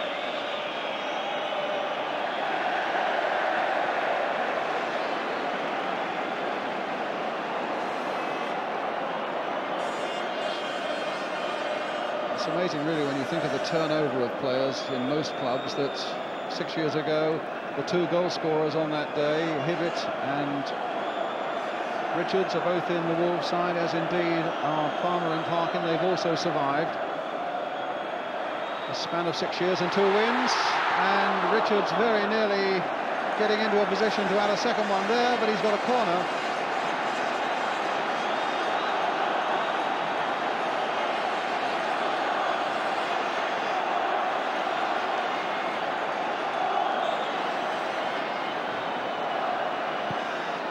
Played wide for Parkin, a nice move that, and Parkin with room to get a shot in, and a deflection that in fact falls Forest's way, and Frank Gray now setting up another challenge. Birtles away on the left, Francis away on the right. Birtles, oh, the ball passed poorly there for Robertson, the momentum was lost for a moment, and Wolves have got back in strength, but here's Bowyer. Played for McGovern. And here's Robertson. The little cross coming in, Anderson was right in there. And Bowyer with a shot! Oh! And look at those 2 on the floor there, smiling all over their face, because somehow, and that luck didn't go Peter Shilton's way, somehow that ball was snuggled under the body of Paul Bradshaw when Ian Bowyer shot, and they sat on it.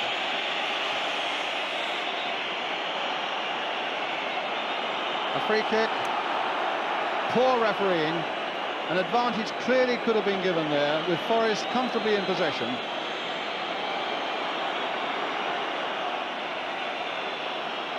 O'Neill, and also poor play by Martin O'Neill. About 2 minutes to go. Very clumping it forward to eat up a few more seconds.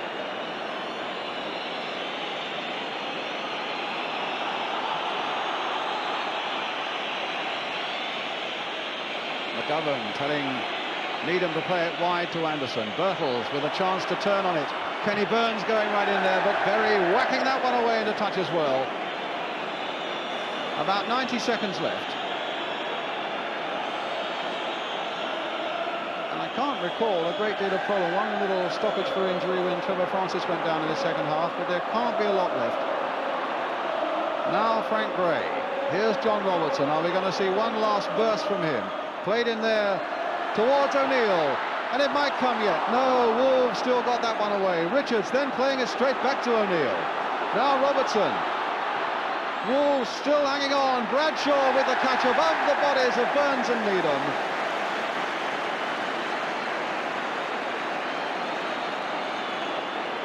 And Emlyn Hughes knows that Wolves are almost there. We're in the final minute.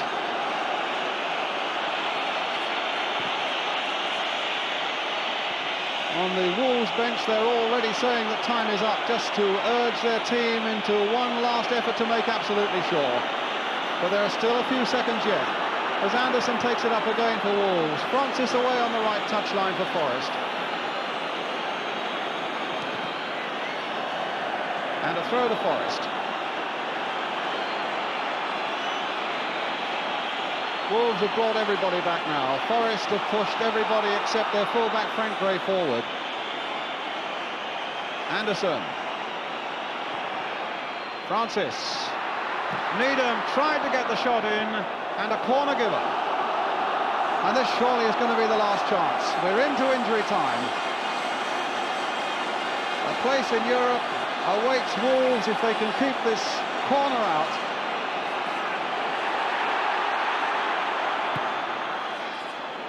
And it comes to McGovern. Played wide for Robertson. The little dink cross in there, and it'll come to McGovern again. But the ball just squelched away from him. Well into injury time now. And still Forest are coming forward, hoping to get this equaliser. The referee's looking at his watch. Wolves have done it. They hug each other on the Wolves bench. Richie Barker and John Barnwell, they're hugging each other all over the floor there. Emlyn Hughes with a smile on his face. Look at the Berry and Hughes there. And Andy Gray's goal is the one that's decided it all. And at last, a Football League Cup final win for Emlyn Hughes. Andy Gray, the scorer. Look at the delight on those Wolves faces. What a great game it is at a moment like this.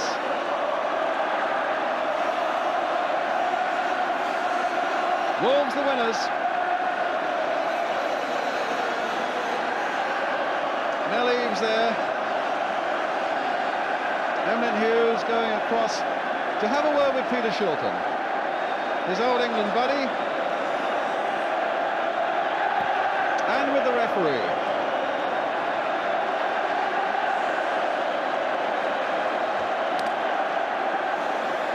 And there are a few happy people from Wolverhampton in the crowd there.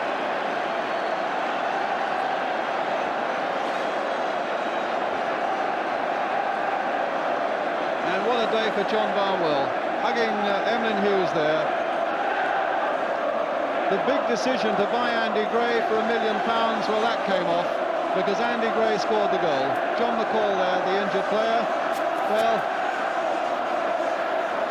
and there Brian Clough, for once, is just an onlooker with Peter Taylor.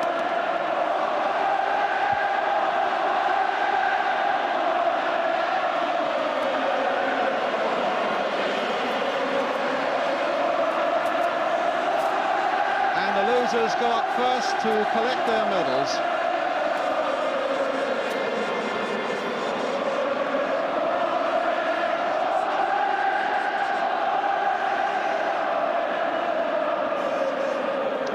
Twice John McGovern has been up as a winner here, and now he comes up as a loser.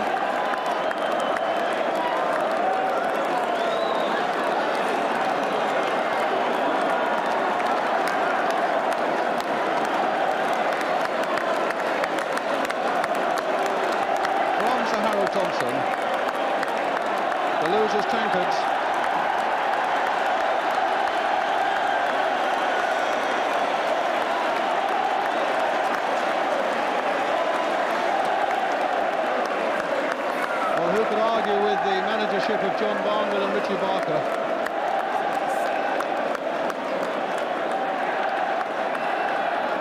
Francis going down. Who could argue with the managership of John Barnwell and Richie Barker? The decision to spend £1 million on this number 9, Andy Gray, that's paid off. The decision to see that there's a future for Emlyn Hughes when he could no longer command a regular place at Liverpool, that's also paid off, because Emlyn kept things going on a steady old basis at the back there. And he's having a struggle getting up there. He's almost being strangled by Wolves scarves. I would think, I'm wondering what they're thinking. They've got to lift their team again for a European Cup tie on Wednesday night.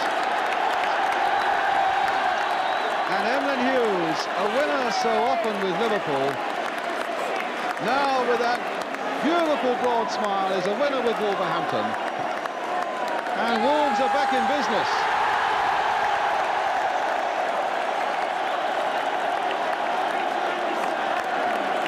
Mr. Marshall of the Wolves, chairman.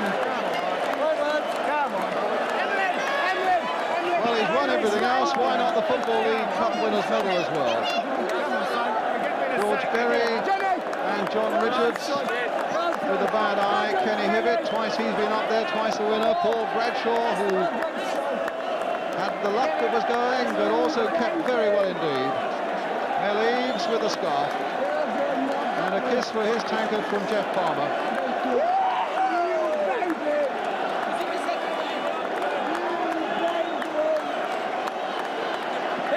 And Peter Taylor and Brian Clough go off to the dressing room to think about their next appearance, which is in Berlin on Wednesday night in the European Cup. Andy Gray with a winner's smile.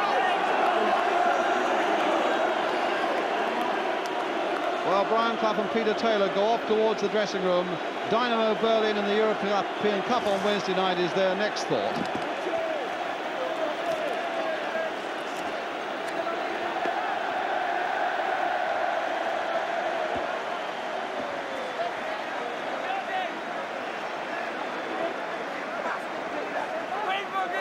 Well, there aren't too many moments like this.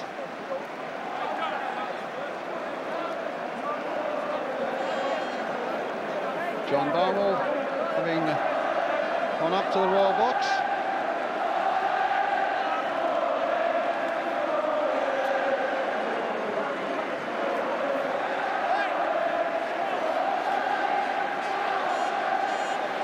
George Berry and John Richards.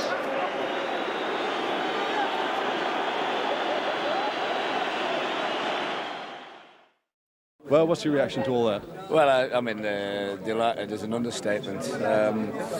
They say that it's a great thrill to lead a team out at Wembley, and I can only verify that. The game went more or less as we hoped it would. It was fairly quiet first half, and we made a slight adjustment. Richie had thought all week that perhaps we might move Kenny in a notch and put Peter Daniels just on the right-hand side. He's got younger legs and can make the distance up and down the side, and perhaps we would get a lot of the ball, and Kenny can pass the ball. And it pretty much worked that way. Yeah. It was always going to be a 1-0 touch, and we rode our luck a little bit. It was a tough old game on the field. I mean, it was fairly even Steven. What was it like actually on the bench at Wembley, John? That's the first time you've been there. Richie turned to me, he said, I don't think I could stand this. I said, I'll stand another cup fan, don't worry. No matter how I'm feeling, I said, I'll stand plenty of these. I'm doing that. I mean, the supporters for us, they've told me that Wolverhampton supporters are very passionate. I haven't really seen it, but I tell you what, I saw today, and they were tremendous. And at last they've got something to get their teeth into, yes. And that's great. And management teams can't do any more than win cups. No. And after that, you can't do any more. But they can also take a gamble on people for £1 million, as you did with Andy Gray. Yes, and indeed. You picked up Emlyn when Liverpool no longer could see a long-term future for him. Well, we were in a position where we were building something. Emlyn was available. He's a great leader. That was the important thing. I didn't buy him for his playing ability. If Emlyn was playing the way Emlyn Hughes could play 3 years ago, we wouldn't have been able to buy him. And we bought him for his leadership. He showed it today, not in terms of his ability, but in terms of his calmness and his authority. And of course, Andy became available because I sold Steve Daly, and he's repaid a big chunk today. He has indeed. But he doesn't miss many chances like that. No, I should hope not. But I mean, that's now in Europe. Yes, indeed. I've not even thought about that. That was our initial aim, was to get into Europe. It takes the pressure off us in the league. We can perhaps make a few experiments that we would not have been able to make had the result gone the other way today. So we'll be looking very closely at a few of the youngsters in the side and seeing if they're going to progress. And we've set a basis today to rebuild this football club. On a very personal note, a great tonic for you after your terrible crash last night. Well, I've gone on record, and I'll still say it. If winning football matches improves your health, then you wouldn't need doctors, would you? What I will say, if I'd lost, I'd have felt terrible. And what about your long-term future at Wolves now? Well, I've never ever said that I'd be leaving Wolverhampton. What I did say was that if I could not go through another year like I've been through, physically and mentally, because of my crash, that's all. And if after a reasonable rest I still feel the same, then I've got to be honest with the football club, with the players, because you demand from them everything they've got, and if you're not capable of giving it yourself, then they look over their shoulder and say, well, he's asking us to do things he can't do himself. So from that point of view, I've got to be reasonably honest, and only time will tell. But an Old Forest man yourself, and now you've done them. Yes. If we'd have lost to Forest today, it's one of two clubs. If you have to lose, nobody likes losing. If you have to lose, it's one of two clubs that I would not have felt quite as bad. One is Nottingham Forest, and the other one, of course, is Arsenal. You used to play for them too. Yes, indeed. Good. But this is the biggest thrill of your life. Yes, well, at the moment, I think tomorrow morning I'll enjoy it more. John, well done. Thank you very much indeed. I've got to say, it's no problem smiling today, though, is it? The biggest smile in football. Yeah, it's fabulous. It's amazing, really, after having 13 years with Liverpool, winning every trophy that's possible to win, gaining every domestic honour, and then coming away here in the first season at a new club, winning the only trophy you haven't got. Yes. Did it really feel the same as going out there with a red shirt on? It felt exactly the same. In fact, it felt better because this was today. I mean, when we won the European Cup with Liverpool, that was the greatest day of my life, but this is the greatest day of my life, simply and utterly because it's today. It's today, yes. And what about when you actually got your hands on the cup there in the Royal Box? Well, it just felt like, here we go again. Because I've been up there so many times, it's untrue. It must have astonished you. I mean, you must have felt when you went to Molineux, well, it's really going out to grass a little bit, I suppose. Yeah, I agree with you, and I think everybody else in the press world agreed with him as well. But the thing was that I spoke to an awful lot of people in the game that I respect, and Bill Shankly, Joe Mercer, people like this, and they all advised me to keep playing as long as I felt I could keep playing. And they said, stay in the First Division, because once you go out of it, you'll never get back into it. And I think it's fully justified, because I don't think I'm enjoying my football I'm enjoying it now as much as I've ever enjoyed it. And as long as Wolverhampton Wanderers say to me, Emlyn, we want you to play, then I'll keep playing. Yes. What is it about this side, do you think?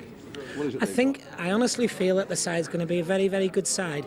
In the last 6 or 8 weeks, we've played against virtually every side that's above us. We've beaten Liverpool, we've beaten Manchester United, we've beaten Aston Villa, we've beaten Norwich away 4-0, and we've come here and beaten Notts Forest, deservedly so as well. Don't make any mistake about that. We've deserved to win today.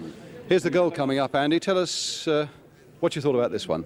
Yeah, I started to make a run and Peter knocked a fabulous ball in, and just a bit now I looked and I seen Schultz coming and decided to keep going, and that's what happened. And that's the fastest I